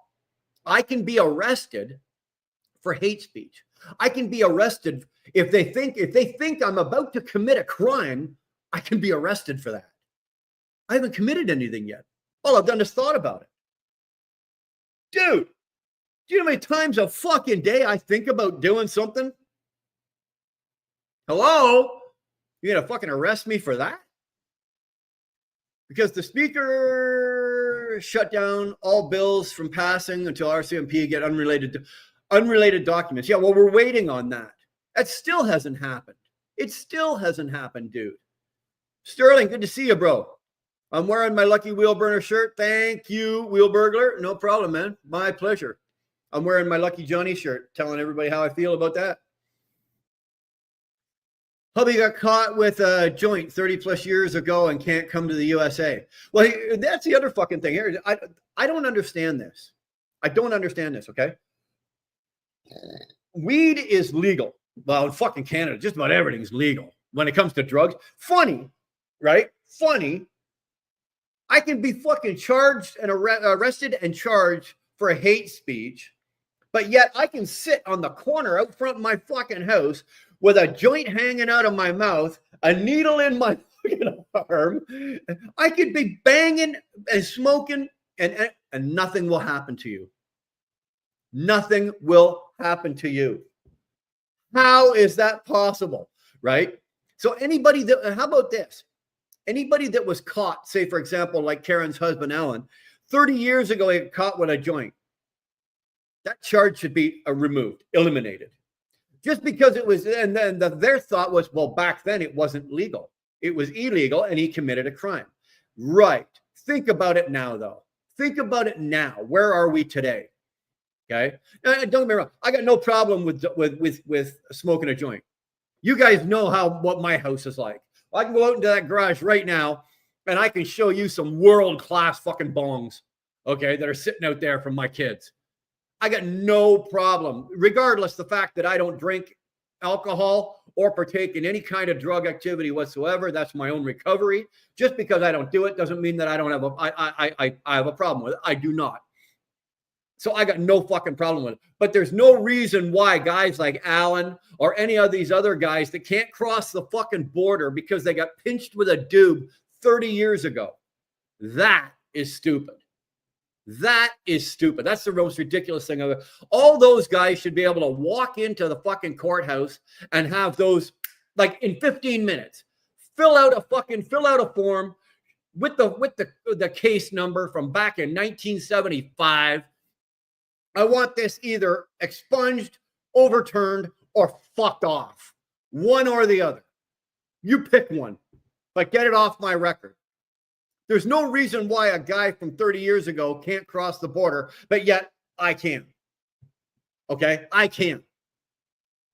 Just doesn't sit right with me.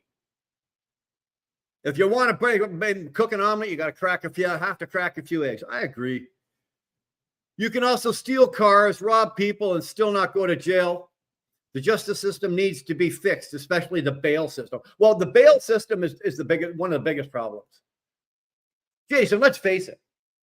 I could go right now. I could leave my house right now with a gun, right? I could put a Glock under my coat, walk out, go down to the corner, walk out into the middle of traffic, wave the gun, grab a car, take the car, go drive around, go rob a store, take the money from the store from there, go to Best Buy, buy a new camera for my YouTube channel, blah, blah, blah, blah, blah, blah, then get caught. I can promise you, today being the 27th, by the 29th, I'd be out on bail. Or no bail. I'd be out on my own recognizance.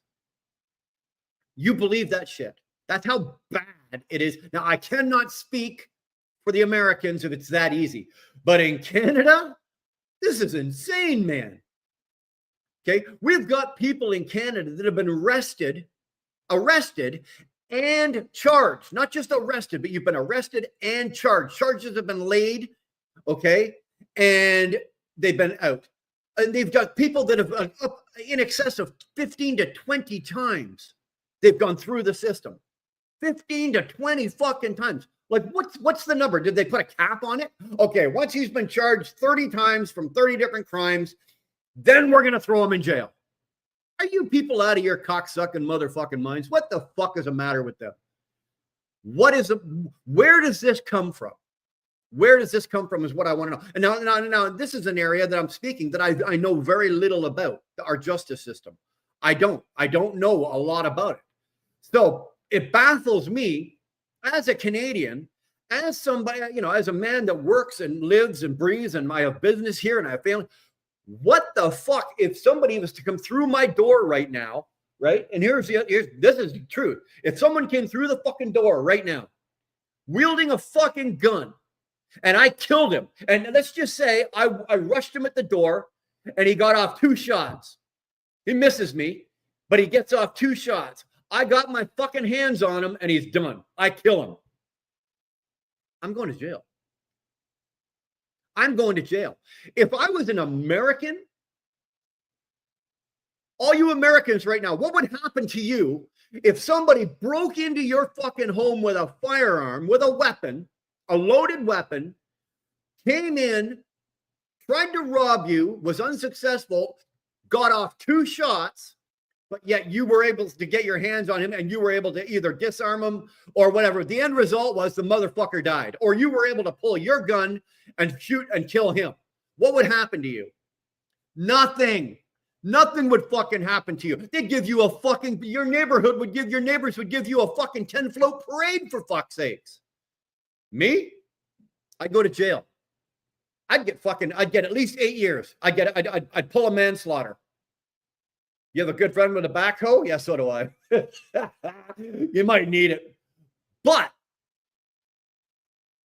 in Canada, they'll help you kill yourself. But if you try to do it yourself, you get arrested. Go figure. Mr. B, exactly. So that's what I'm asking, right? What do you do? I can't believe that. If somebody broke into my home, you break into my home while my kids are here, I'm going to kill you. Plain and simple. I'm going to kill you. Right? I will do my best. If I'm able to disarm you and call 911, fine. But chances are I won't be thinking that way. That's not the way I think. I'm not wired that way. If you come in my home to do me harm, to hurt my family, that's premeditated. You've already got that in your head. You're going to come in here. Then I'm going to kill you. I'm going to kill you. There's no two ways about it. I'm not thinking, if he comes in, look, there's a man in my home. Oh, I'm going to try to disarm him and take his gun away, and I'm going to fucking hold him for the police. No, I'm going to get the thank you, Trans. I'm going to get the old wood chipper out. Okay. I'm going to get the old wood chipper out. There'll be nothing left of you, dude. There'll be or dudette if you're a fucking woman. I am not sexist. Fucking woman comes through that door with a fucking gun and wants to do something and hurt my family. She's going to be eating her fucking teeth just as quickly as a man would.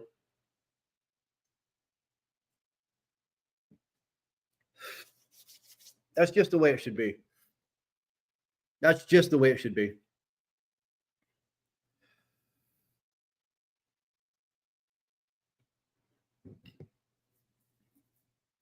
Don't need any of that.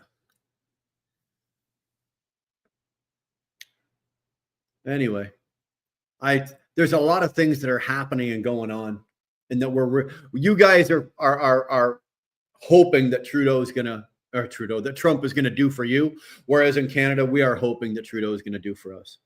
We need it because that as a country we're just not gonna last long, right? We don't have. It's like, for example, here, I'll give you an example about, and I'm just going to use my own recovery. I don't drink and I don't do drugs. I've already said that. I have another drunk.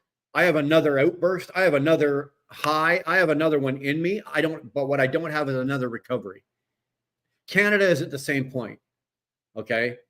We can have another tyrannical leader, but we just don't have another recovery. This has to be it for us. Polyev, obviously he's not sitting there at home looking at his screen watching us right now, and I know that. But if the fucker is listening, he has to know that this country, all the weight of this country is on his shoulders. Do not fuck this up. Do not fuck this up, because I will tell you honestly, 100% honestly. And I know fucking, I got Robin behind me 100% on this. Karen is behind me 100% on this. Jason, I think you're behind me 100% on this. Polyev, do not fuck this up.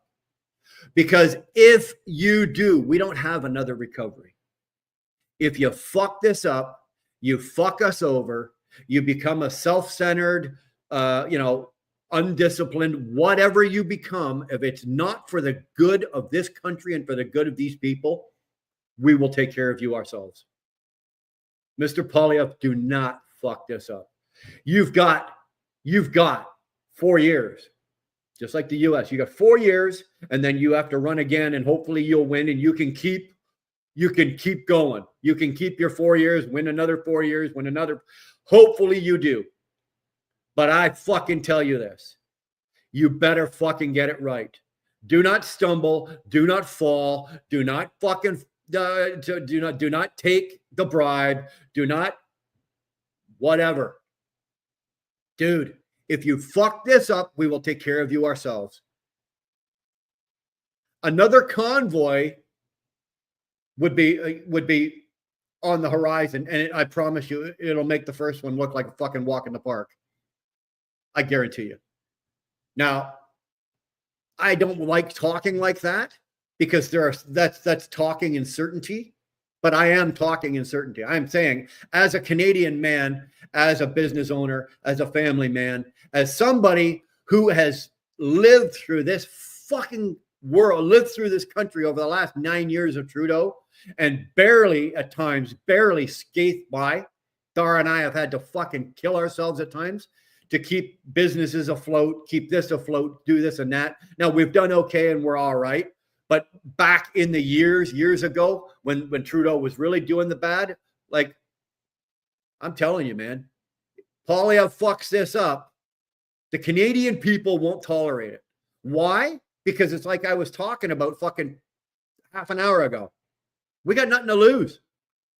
What are you going to do? You can't fucking, once you've got the country, you've got the people backed into a corner. What do you think is going to happen? You back them into the corner, they're coming out eventually, and we will come out. And when you've got nothing left to lose and you've got people that are desperate, you're done. You're done. So, Poilievre, do your best. Don't fuck this up, man. Do not fuck this up. I have faith in Pierre Poilievre. Well, you know what? I have faith that he's going to do what he needs to do. Do I have faith in him as a man? I don't. Do I have faith in him as a political leader? Maybe I do. As a political leader, you got to remember, and it didn't necessarily work out that way with Trudeau, but as a political leader, you do have other people in your party and other people to hold you there and keep you accountable. Hopefully the Conservatives will, if by chance, Poilievre stumbles and falls and does whatever, somebody's going to pick him up, smack him in the head and say, hey, asshole, smarten up. Let's get this going. I don't know. I do know that I like the way Poilievre talks. Poilievre reminds me, and I hate to say this. I really do hate to say this. Poilievre, the way he talks, he's very smooth. He's got an answer for everything. He's always got the right answer. You notice that? He's a fantastic public speaker. He's a fantastic on-the-spot speaker, meaning people throw questions at him left, right, and center, something that you can't prepare for, like in a speech, and he's got the answers, and he's well-spoken. And you know who else was like that? Obama. I don't know about you guys, but I used to be able to sit and listen. I'd listen to Obama fucking recite the dictionary. He was that smooth about it. He was very smooth public speaker. Poilievre reminds me of that. Maybe we need a new country with 60 states. Don't get carried away, Tara. It's not going to happen. Not going to happen. They support trans, not conserving our country. Purple Rain, there's a lot of things that it doesn't matter whether the Conservatives or like the liberals or conservatives, or in your case, in the Americans, Democrats and Republicans. It doesn't matter who wins. Let's just say Poilievre wins, and he is going to win. Let's say, or even in your case, in the U.S., let's say Trump. Trump has already won. He's going to come into power. Even if you are the biggest fucking Trump fan, there are going to be the odd things. He's going to step on some toes, and there's going to be some huge Trump fans that go, oh, fuck, that was, he's not going to be able to please everybody, right? And it's going to be the same in Canada. Poilievre is not going to be able to please everybody. But you know what? If you do what you say you're going to do, and here's the thing. God, I sound like Snorlord. Here's the thing. Anyway, if you do what you say you're going to do, and hold yourself accountable. Don't be the type of politician that makes us hold you accountable. You work for us. But if you hold yourself accountable as a politician or as a citizen, Polyev, you're still a Canadian citizen, as well as a politician and as well as the next prime minister. But as a citizen, hold yourself accountable as a prime minister, as a politician, right? Before you do, say, or think something, think about it first as if I was just average Joe Bryan, being me, out on the street, how would I react? How is this going to affect their family? And now, if they can think a little bit more like that, they'd probably be a little more popular. I don't care. I don't give a fuck about the popular vote of anything. Just do the fucking job you're supposed to do. We put you there to do a fucking job, right? We put you there, and realistically, legally, we voted you in. We should be able to remove you. You're a public servant. Servant being the tentative word there. Public servant. As the prime minister, you are the top public servant. You should be able to be publicly removed. Doesn't work that way, unfortunately. The U.S. should turn Canada into a glass parking lot. That'd be fun. It's a uniparty. We aren't part of the game. We're not important to Pierre. He's wearing costumes too. Purple Rain, I've said, I don't disagree. I don't disagree. And I'll say it again. Purple Rain, don't vote for the politician you like the most. Vote for the one you dislike the least, right? Find the politician, whether you like him or not, but find the politician that's going to do the least amount of damage. They are all going to fuck up. They are all going to cause some kind of fucking havoc at some point or another. Find the one that's going to do the least amount of damage, and that's the one you vote for. And that applies to U.S. or Canadian politics. It makes no goddamn difference. We don't ask to be pleased. We ask to fix things, end corruption, and defund the CBC for it in America, the biased media. Oh, well, that's funny. I do like the fact that Pierre has already said, and he's stated it publicly, so we know we can hold him to it. Okay. The CBC, City TV, the NAN, all of those places are going to lose their government funding, right? Right. The CBC gets $600 million a year. Think about that. $600 million a year. That's a lot of fucking money, boys and girls. Hand me $600 million. I do a lot more with it than the fucking CBC does. What does the CBC do? The CBC reports what Trudeau wants them to report.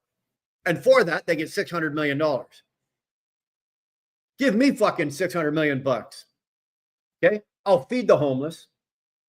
Every single fucking Canadian veteran will have a home, will have medical care, will have everything that they need for serving our country and taking the damage that they got. You give me, okay, 1.4 billion. Maybe it's one, Jason, I think it's 1.4 billion combined between all of the networks. I think CBC's part of that, I think, might have been 600. If I'm wrong, I'll be wrong. I got no problem admitting I'm wrong. If I'm wrong on that, last year was 1.2 billion plus 200 million. CBC averages over 1 billion a year over the last 5 years. Okay, so even still, give me a billion, give me a fucking $1 billion. Okay, if I'm wrong, I'm wrong. I got no problem saying that. Give me $1 billion. Give me 1.2 billion. Give me fucking anything, right? I'll feed the homeless. There won't be a fucking homeless person there's only 40 million people in Canada. How many fucking homeless people are? You think I can't feed every homeless fucking person in Canada or house them with $1 billion? You're goddamn right I can. And if you think for a minute that the government that'll pay, everything's expensive. Well, I hate to tell you, you don't need a fucking $1 million wrench to put that plumbing in. A fucking $12 wrench will do. But the government, they'll spend $1 million on the wrench. Okay? So that's a little too much. You give me $1 billion, we won't have homeless. Again, our military, especially our veterans, You know, every single veteran that's dying or hurt or that requires anything, they'd have it. No questions asked. No questions asked. Cost be damned. Fucking fix it. These men and women put on a goddamn uniform, and it's the same in the United States. These fucking men and women put on a goddamn uniform, went somewhere, did something that wasn't popular because some asshole in a suit fucking decided to do that. It's funny that, you know, the kids pay the price for the politicians. The politicians, none of these fuckers. You know what? If you don't support, if you support Canadian or American military, you know, you got something to say about it. Before you fucking trash them, go stand in front of them. Go stand in front of them. Before you send those kids to the front lines to do anything, go stand in front of them, or go stand there with them. Then you have the right to say something. But until then, shut the fuck up and don't make stupid decisions. CTV 20 million global. Either way, you give me that kind of money, and that's the thing I don't understand. Okay, and then I'm going to go down an unpopular thing here, but Fast Eddie, good to see you, man. Going to go down on how much money, especially the Americans. You guys, I don't even know what the number is. Somebody get your Google fingers ready. How much money have the Americans given the Ukraine? And then somebody fucking tell me how much money have the Canadians given to Ukraine? I don't know what the dollar figure is. I don't. It's going to be in the fucking billions, so whatever it is. Okay? Whatever it is. And I do know. Here it comes. Almost $350 billion. US is 800 billion or so. Either way. Let's go 350 or 800.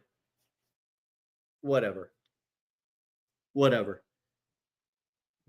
What if you were able to, as the US government, if you were able to just all of a sudden go and withdraw, let's just use the 800 billion.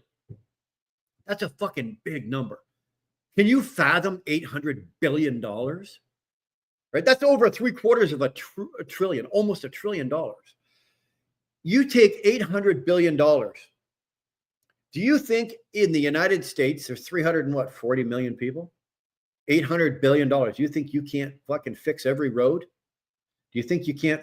Okay. Do you think you could feed all your feed or clothe and house all of your homeless? Do you think you could do that for $800 billion? I think you could. Do you think you could fix your veterans? I think you could. Do you think you could fix your infrastructure?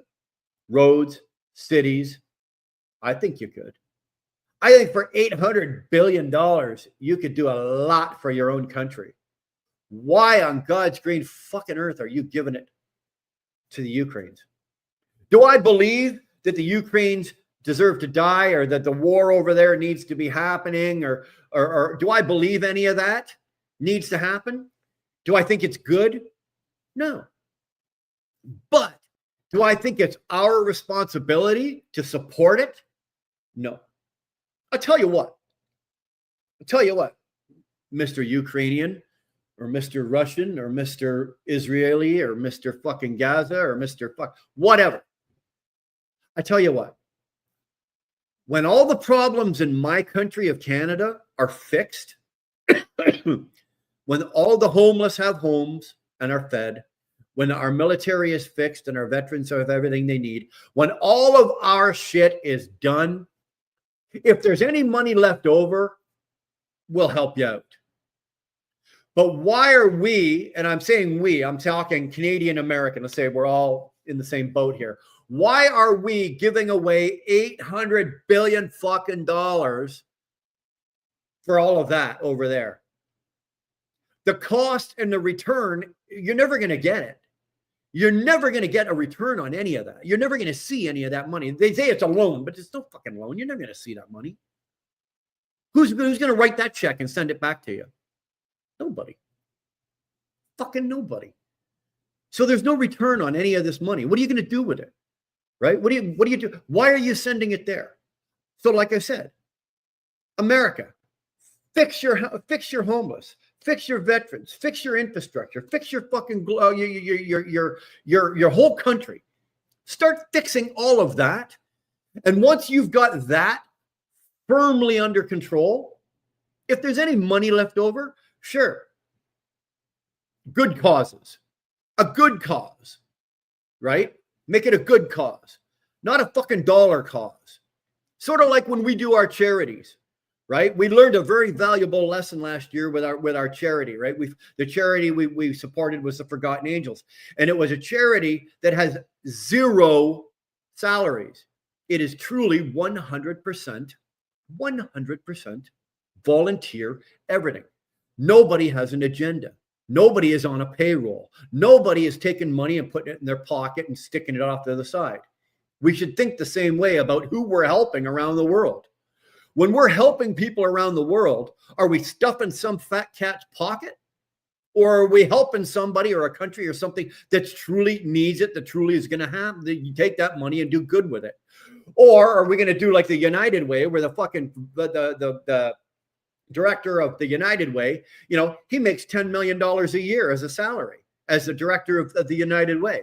And then, so there's $10 million. I don't know if that's exact number, but whatever it is, if Robert was here, he'd be able to tell us. But, there's $10 million worth of money that we've all given to the United Way that's never going to make it to whoever needs to. Why? Because that guy's using it as a salary. Well, it's the same thing when we go to help those other countries. Once we've cleaned up and helped ourselves and fixed our problems and fed and the debt and medicated and everything's good, then we help somebody. But we make sure that the people that we're helping are not taking, if we're giving $1 million, just $1 million, we're making sure that 250,000 of that's not going into the president's pocket or whoever's pocket, and only 750,000 is going to help the cause. There is a way to do that. There is a way to do that. There are fucking people out there that you can hold accountable. We just have to look. But what does our government do? Oh, they're throwing money. We're starving. We're fucking starving. I can go fucking 15 minutes right now. I can get in my car right now, drive 15 minutes into Red Deer. And there's about I was talking about it the other day, but there's about a 4-mile patch of 4-mile block in Red Deer. Okay. That is just, it's like zombie land. It is fucking unlivable. We can clean that up. With that kind of money that we're talking about, we can clean that up. Not a fucking problem. But will we? No.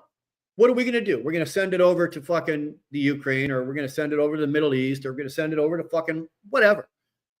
God damn it. I'll be honest with you guys. We send, as Canadians, we send money to places that I've never even fucking heard of. Countries I've never fucking heard of. What are we sending them $20 million for? What are we sending them $50 million for? Where does that money come from? Like, guys, they've thrown the dollar figures now have gotten so big, right? That we're not talking billions now. We're talking fucking billions. Mr. Bees is just saying we're talking billions of fucking dollars. So now when you're talking about millions, it means nothing. $15 million is nothing. Well, we just lost. We threw away 15 or 25. We threw away $25 million. Oh, don't worry about that. What do you mean? Don't fucking worry about that. $25 million. That's a lot of money. But it doesn't seem like it's a lot of money. Why? Because we're desensitized to the fact that instead of 25 million, we're used to now hearing numbers of 25 billion, 2 trillion. That's what we're talking about. You get desensitized to what happens next. Is 25 billion going to be the next 25 million where we get desensitized to the 25 billion? Why? Because now we're talking about trillions of 20, 30, 40, 50, 60 trillion dollars. What number here? I see Tolga's in here. Hey, Tolga, good to see you. Thanks for coming. Tolga, what number comes after a trillion? Like, what comes after a trillion? right? We got 100,000, we got a million, we got a billion, we got a trillion. What comes after a trillion? What is the next word? Never fucking mind how many zeros it is, 12 zeros or whatever it is. Never mind the number, but what is the word? A gazillion? Fucking Jason, it could be. Quadrillion? Quadrillion. Okay. So after a trillion, we got a quadrillion. Are we going to get to the point where we're so desensitized that like we are now, where $25 million is nothing? Spending $25 million, the government now spending $25 million is like me going out and spending fucking $1,800 on a new iPhone. There's nothing to it. There's no big fluke flaw. There's no big, oh, look out. There's nothing. $25 million to spend $25 million is like Robin going down and buying a pack of smokes. It's nothing. We're desensitized to it. Quadrillion. Yeah, Tara said it. What'd she say? Quadrillion? Fuck if I know, dude. Quadrillion. See, it's not a number that I can fathom. It's not a number I can fathom. Nobody on the planet has a quadrillion dollars. I think if you took all the money on the planet, I don't think it would equal a quadrillion dollars. A gazillion is not a real number. You know what, Mr. Bees? It makes no fucking difference. It's not a real number. It's not a number that you and I are ever going to see anyway, dude. You know? But like I said, we're so desensitized to say 20 million, 30 million, 50 million. So now we're giving away $50 million, $100 million. What I would go all the way back to that is, where does that $25 million come from? Or that $50 million come from? You and I don't think about it, but we do pay for it. Come on, man. If the Canadian government or the US government or whatever fucking government is giving $25 million a week to the Ukrainians, right? If they're given 25, where's that money coming from? What do you think? Trudeau's just sitting there going like this. Okay, let's write that check to 25, Mr. Ukrainian. All right. No, wait. That money's coming from somewhere, right? Even Trudeau didn't reach in his fucking pocket and stroke that check, although he probably could, right? You and I are fucking paying that. And if you're an American, you're paying yours. Your fucking tax dollars. But at what point does your spending exceed what your tax revenue is bringing in? And that's what's happened to us in Canada, and it's happening to you in the United States, right? What are you going to do? How do you handle that when your level of spending exceeds your level of tax revenue? So you can have all of the tax revenue, all of the tariffs, you add up everything that you've got coming in, and you're still spending more than that. That's deficit, right? And now Canada just got fucked with that. We just got fucked with a great big fat fucking deficit. And who's going to pay that? Well, we are. Well, no, and Polyev, thankfully, has said that he's going to fix it. And he's got a plan to fix it. And he knows how to fix it. And he's got these, again, he's saying the right things at the right times, you know. Before we spend $1 here, we got to make sure we've taken $1, we've got $1 here. So we don't spend without You'll super chat it, will you? You go right ahead and super chat. You go ahead and super chat $25 million, Jason.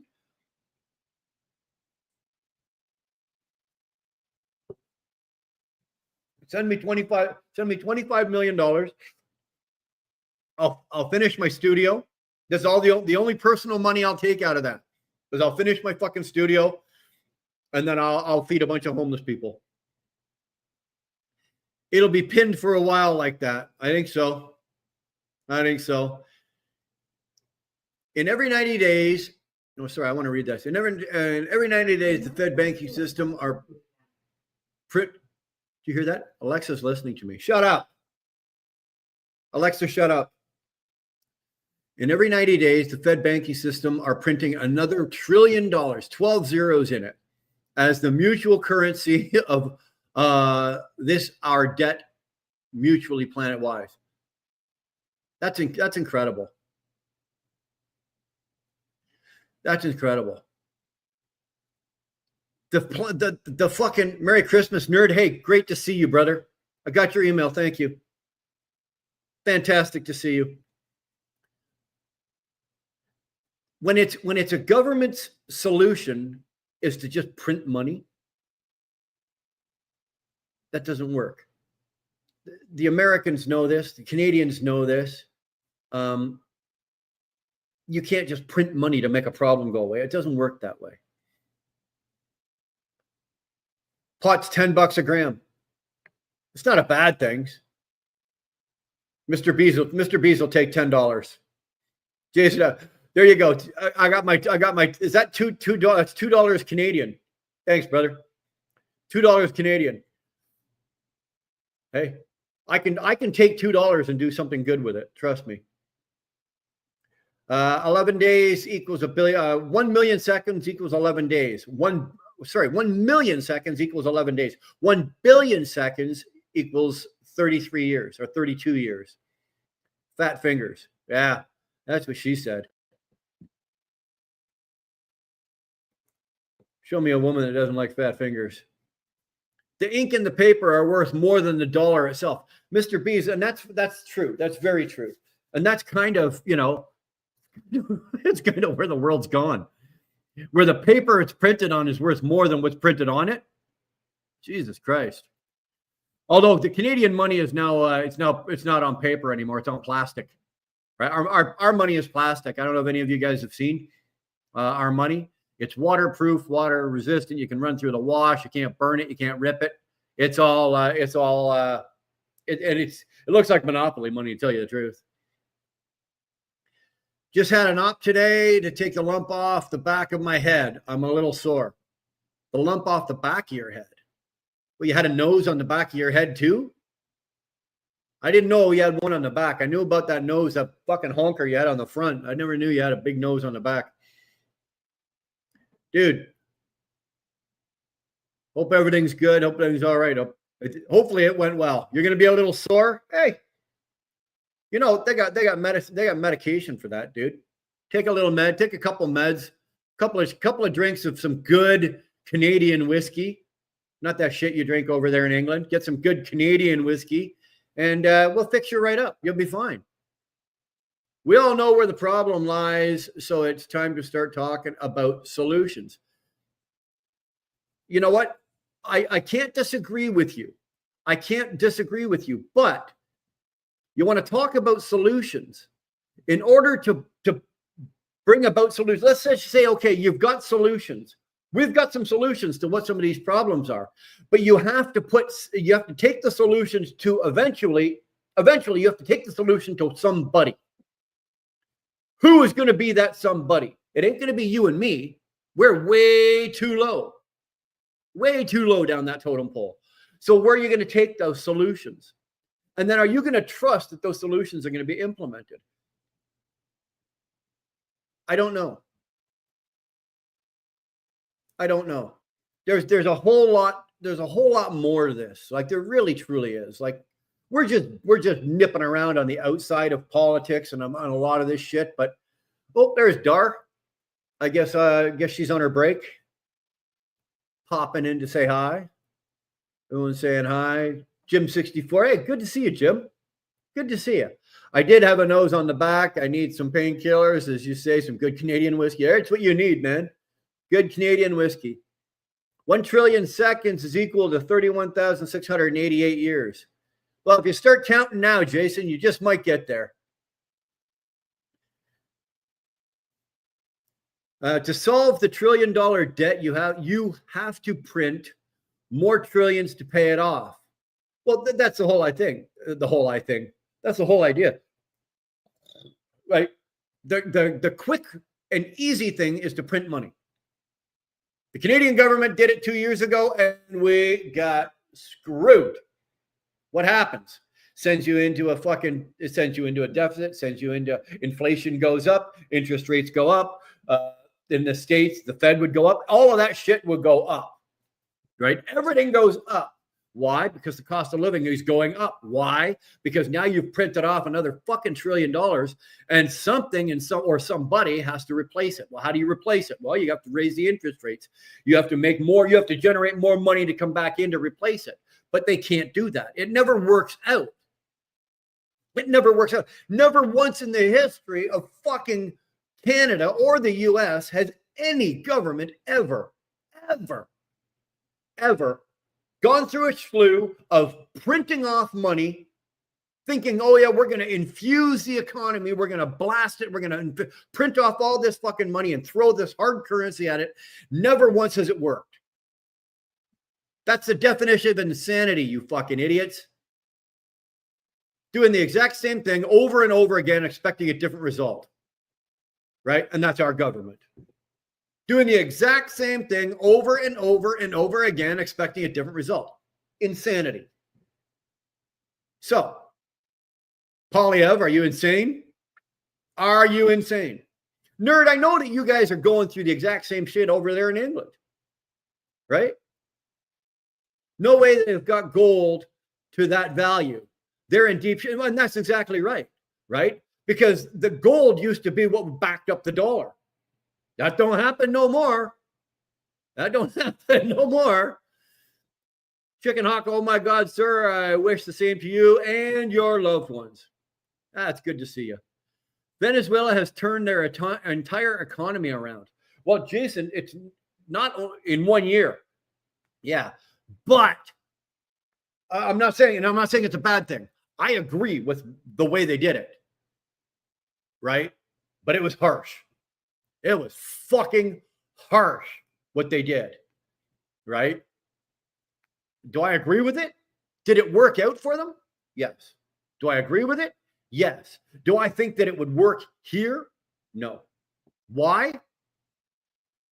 Canadians aren't desperate enough, and Canadians are and the next generation, and I'm not talking about mine, I'm talking about the next generation of kids and the next ones coming by, they're too soft. They're too soft. They don't have the fight. They don't have the backbone. They don't have the ability. Any ladies want to party for the new year? Chicken Hawk's looking for a threesome or a fivesome. He's the only guy. He's looking for chicks to hook up with. We have a dictator now, not a prime minister. He's an absolute cunt. Dude, you can say it. We're all good with the C word as long as I'm the only one saying it. Me or Robert. Well, nerd, you can say it because you're from England and that's part of your language. But what I'm getting at there is right. In 1 year, they turned it around. I don't think that the people of Canada are strong enough to do it. We look at the baby boomers, like my parents were the boomers, and then my grandparents, the ones that were fighting in the world wars, right? World War II. I was about to say supposedly, but I'm wrong. They were the greatest generation.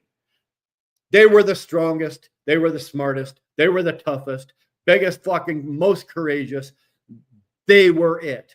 And then the boomers came along, and then our generation, right? The boomers, it was my grandparents' generation were the shit.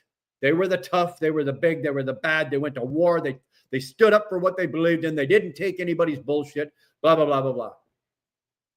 Then the boomers came along and they were soft. And then our generation came along, and my generation, I'm not going to say that we were like the World War II, right? Of the 50s. Of the 30s and 40s, whatever. We were not to that level, but we're certainly a lot. So we're not a bunch of fucking marshmallows like the boomers. And then if you look at the next generation after us, if you look at the pattern here, right?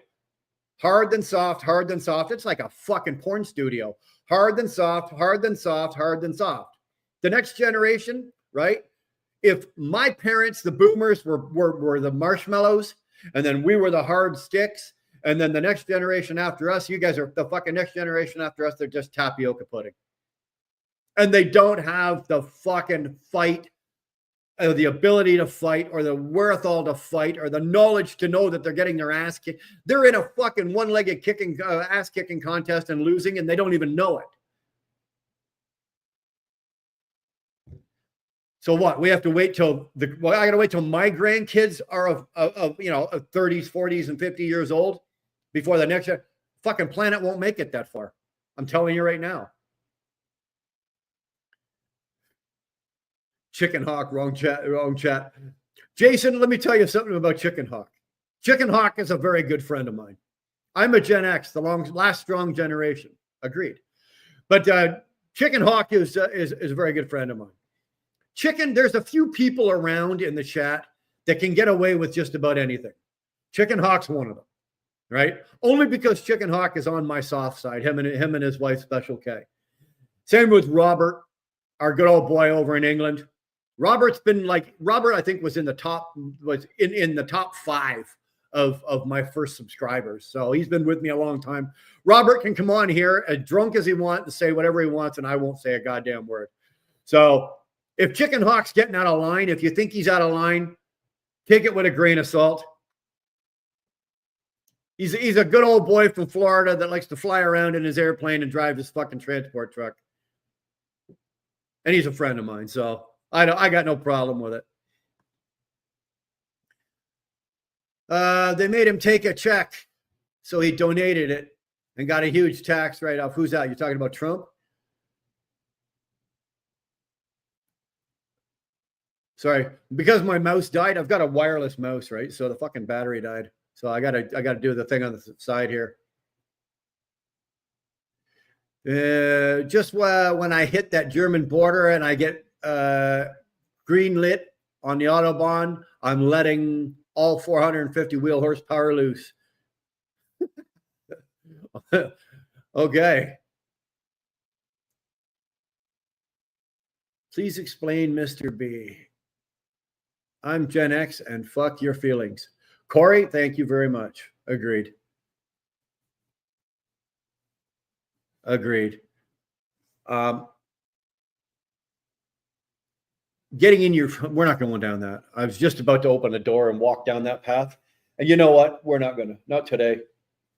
We're not today. We're not going to do that. As much as I would like to, we're not. We're not walking down the path of the woke and the unwoke and the fucking hurt your feelings here. And, you know, we're just, I'm not willing to do that today. That's another 7,000 hours of time that we need. So Trump donated $450 a year, so almost 1.8 million. I mean, what are you talking about? His salary as president?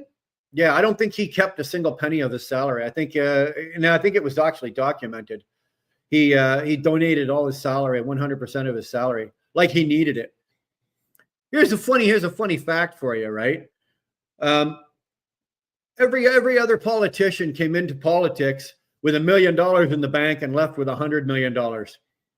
Trump came in with $100 million and he left with $1 million. He's the only politician that came in, became the president and left with less money than he came in with. The only one. The only one. Kamala Harris, she's worth what today? Nancy Pelosi is worth what today? Biden is worth what today? Right. What were they worth before they came into power? Right? Jason, you're right. He lost money being the president. Right? How long till Trudeau donates some of his salary? Although I don't know how much, what does the Prime Minister of Canada make? 250, 300,000 a year? Something like that? I think most people, well, not most people.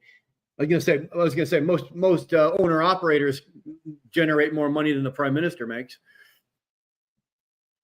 He was already used to donating millions a year for tax purposes. Well, that's the smart way to do it.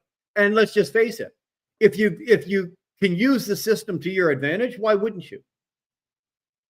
We all do. We all do. Believe me, if there's loopholes, I look for them. Especially when it comes to taxes and revenue and this and that. I'm a business owner.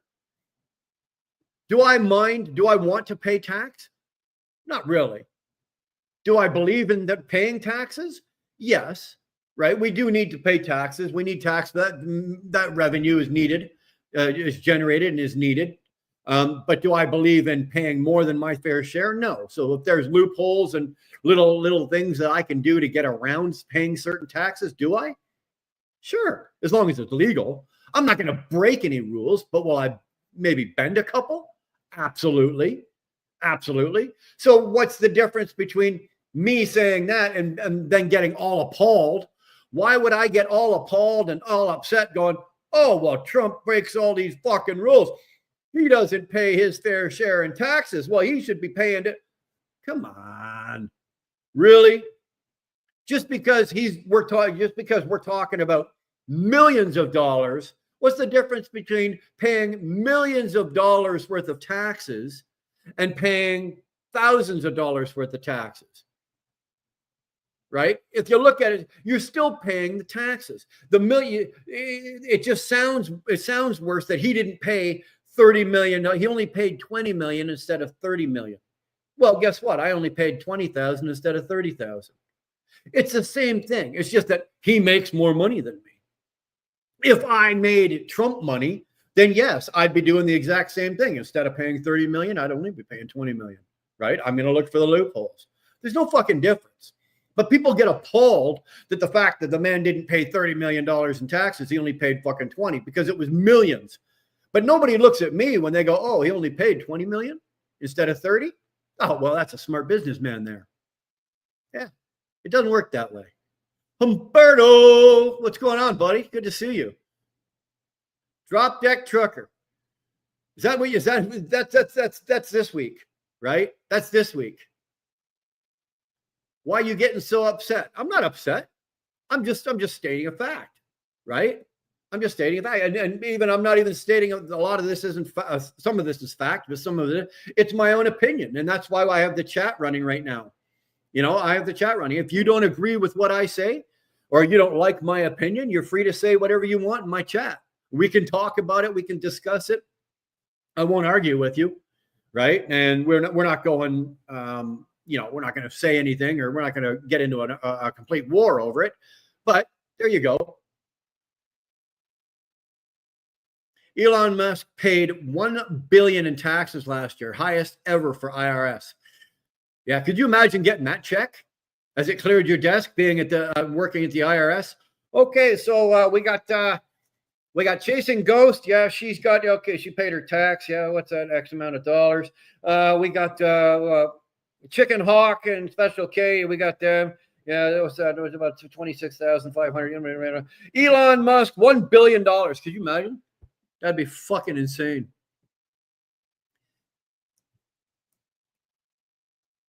If you can't save up to 10,000, you can get $1 million loan so you can shit ass Honda. What? Loan. So sell you shit ass Honda and buy a business, but don't bitch about having to walk.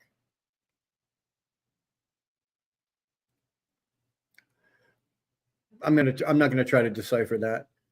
Elon owns that record. I bet he does. To quote Trump, if you don't like it, change the law. Tara? Exactly. 100% agree. If you don't like it, change the fucking law. Or find somebody that can change the law or work your way to it. He is the epitome of that, right? And he was open about it. You guys all saw him humiliate the shit out of fucking Hillary Clinton. She accused him of doing that exact thing on stage. And he stood there in front of the entire American public on live TV and said, yeah, you're goddamn right I do. Right? Why wouldn't I? But so do all of the people that support you, Hillary. And he starts blasting off fucking people's names. Shut her up pretty fucking quick, didn't it? I agree. If you don't like it, change the law. Haha, yes, just during debate, Hillary. Yeah, it was beautiful. Oh, good, Brian. Finally, I have the second driver sleeping with what? Up in Montana on the way to Winnipeg. You're on your way to Winnipeg. Nice. Very good. If I had Trump money, All the allegations of sleeping with whores and porn stars would be true. Oh, hell, dude. I am Chicken Hawk. You know what I'm like. And I know what you're like.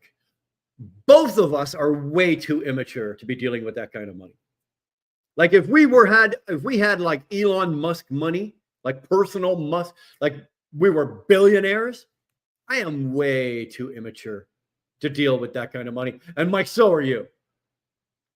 The level of fun, and then take the word fun, and then take the equal sign, and then after that would be the word trouble.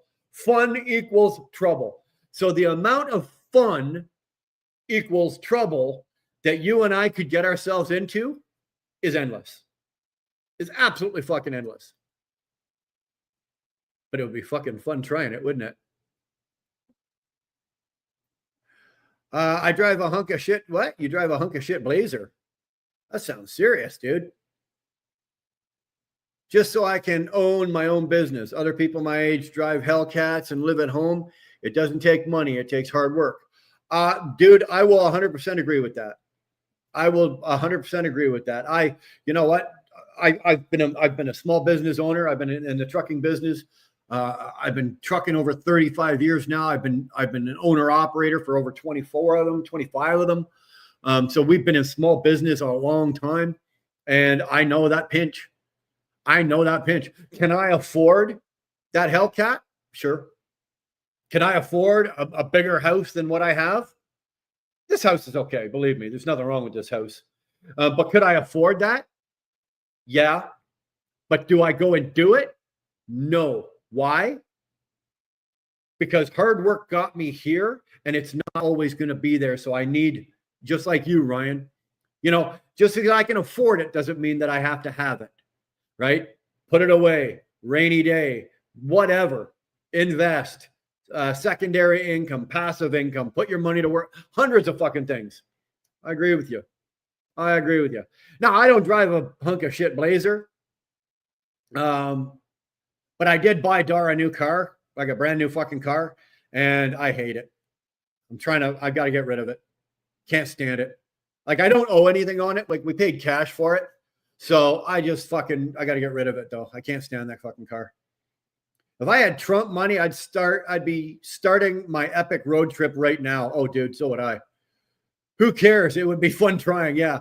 My battery is at 5%. So before I go, when you stream, I'll click notifications, and everyone have a great day. The channel, wish I could stay. Hey, Jason, thanks for coming in, man. Thanks for coming in. Appreciate it, man. Great seeing you. Make sure your notifications are turned on. We'll see what kind of trouble we can get into. Nice to meet you, Jason. Yeah, there we go. Still got 4% and dropping, so here for a few more minutes. Well, if it's an iPhone, you'll probably get about 10 minutes out of that last 4%. I'm just buying a 2015 2.2. What? A 2.2 liter. What? 2.2 liter what? When do you stream? You know what, Jason? When it hits me. I used to stream like 3 times a week and then once on the weekend. But because I live in Alberta, but I work in Ontario. And when I'm in Ontario, I'm in my truck. So it's a little harder. And because of the hours that I work, I start work usually about 1 o'clock in the morning. And then I'm usually going to bed about 5 in the afternoon. And so it's a little harder to stream. But we're going to look at some other things for streaming. I'd like to bump up the streaming again. But turn your notifications on. You know, I won't be streaming at 2 o'clock in the morning. I guarantee you that. So 03 Blazer with an Extreme 5.3 swap. Oh, wow. You didn't say that. Fast Eddie. Jason, it's a Samsung. Well, I was going to say it's better than an iPhone, but I wouldn't know. Freight Hauler, good to see you, brother. Lancer Evo X GSR. Stuck with the Mitsubishi, did you? Well, that's what I did. Dar, like we've always been like for Dar, not for me. Like I'm not a Honda guy when it comes to cars. I'm a Dodge guy. I've always been a Dodge guy. I'm going to die by the Dodge emblem, but whatever. But Dar likes Hondas, right? And we've always had good luck. And every couple of years, 3 to 4 years, we buy Dar a brand new car. She gets a brand new Honda, whether it be, she's had the Odyssey, the van, she's had the Pilot, the SUV, and then she had the Civic, and then she's had another Civic. And this time here, we were going to get her the CRV, right? But then Mitsubishi came down the pipe with this Lancer, I think it's called a Lancer Cross SUV. And it looked good. Price was compared, really good warranty, good this and that. And it's one of those that you don't know that you're not going to like it until you own it. You don't know until you fucking own it. And I don't like it. Dar doesn't like it either. It's got cheap headlights. It's got this. It's got a couple of things. It's got some loud. It's got loud road noise. Like the road noise is not. It's not a quiet car. It's not like a Honda or a Toyota or even the Hyundais where you close the door, it goes thud. You close the door on this thing and it goes ting. So, So we don't owe anything on it. She's got it. I think it's got like 20,000. So we can sell it right now for pretty much exactly what we paid for it because we got a deal on it. So I can sell that, and it looks like she either wants a Honda or she wants the CRV or she wants the Santa Fe. So I think that's what we're going to be looking at in the next couple of days.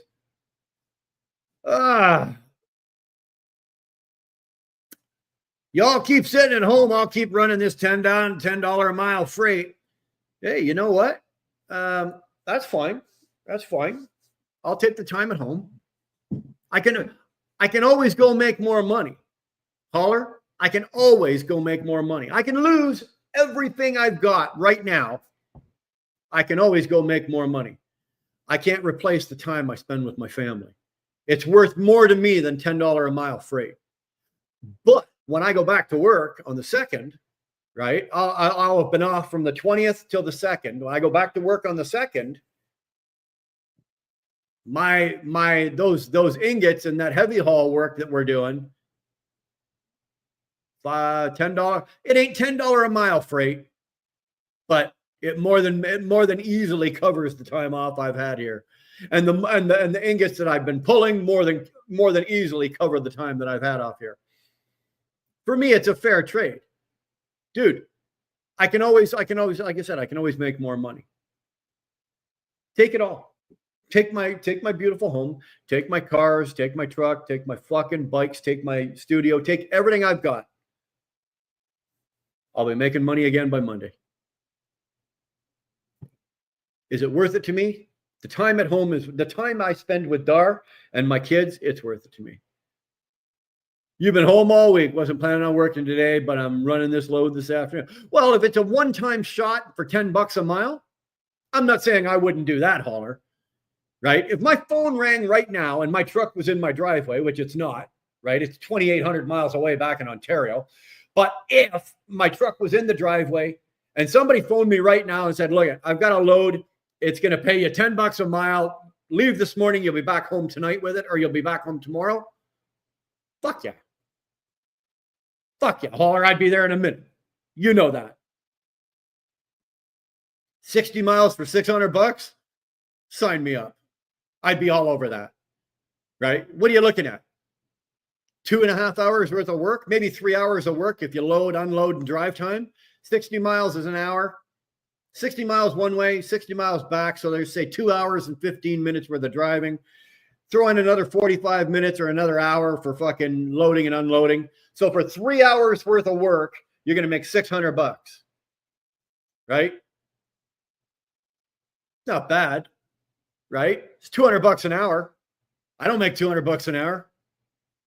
You're making $200 an hour. Good on you, brother. I'd do the same thing. If, like I said, if the phone rang right now and my phone ain't ringing, if it did, I'd take that and run that all day long, bro. All day long. Wouldn't have to think twice about it. I will come out of retirement and renew my CDL for that. Yeah. Mr. Beast. I'd be doing 2 of those rounders a day. $600. Well, Holler, think about this, okay? Those ingots that I do, right? They run from Brockville, Ontario, Canada, down to Oswego, New York. It's 117 miles one way. right? So 117 miles one way. It takes me 16 minutes to load it. From the time that the loader puts those ingots on the trailer for me to throw the straps and get the kit closed, 17 minutes. And that's me taking my time. 17 minutes to load it. It takes me an hour, or just around 2 hours to get it down there, right? It's 117 miles, right? So that's about 2 hours. I got to cross a border. So we're about 2 hours and a bit to get down there. It takes 9 minutes to unload it. And then I go back up empty, 117 miles back up empty, load another one. I do 2 of those a day. So I'm 440 miles a day, every day doing that. I'm only loaded half the time, right? I'm empty half the time. So my truck is only working half the time. So going down there, I'm getting 7.5 miles per gallon, loaded out at about 105,000 pounds, and coming back, I'm empty. And I don't make $10 a mile, but I'm not that far off. I'm not gonna tell you what I make, because I do it. I'm not my contract. I did my contract. I didn't do it calculating it by the mile. It was a flat rate. Okay, I did the math. This, blah, blah, blah, blah. This is what it is, and we did it. So, but yeah, we do okay on 400 and something miles a day. You're at 60 miles. So even if you did 2 of them, it'd be $1,200. 2 of them would be 120, so 200. So 240 miles if you did 2 round trips on that for $1,200, and I do better than that on mine. So I kind of like what I'm doing. Later, everyone. Love y'all. Later, Robin. Good to see you. 174 times 4 is 6. No, it's 174. 117, not 174. 117 miles one way.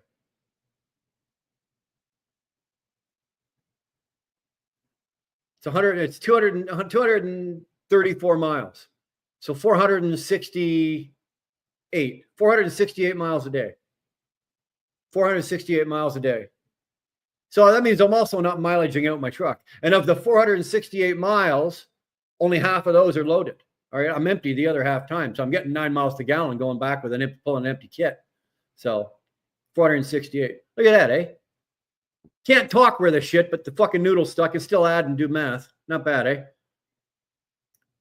Oh, well. Anybody else got anything else? I slept while watching the live. Just woke up again. Hey, do what you got to do, man. I got a couple little things I got to take care of here. Like I said, we've still got some, we got some company coming.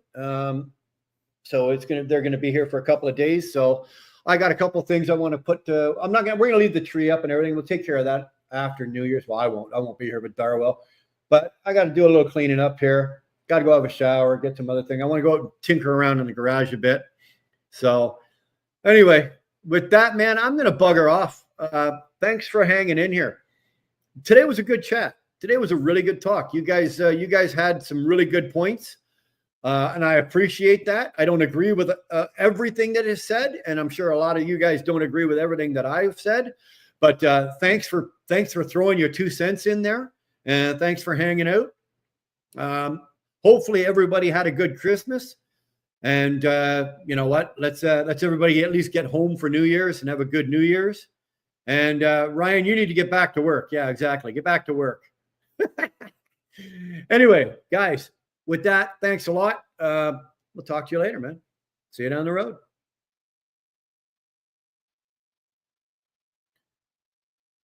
It's that button.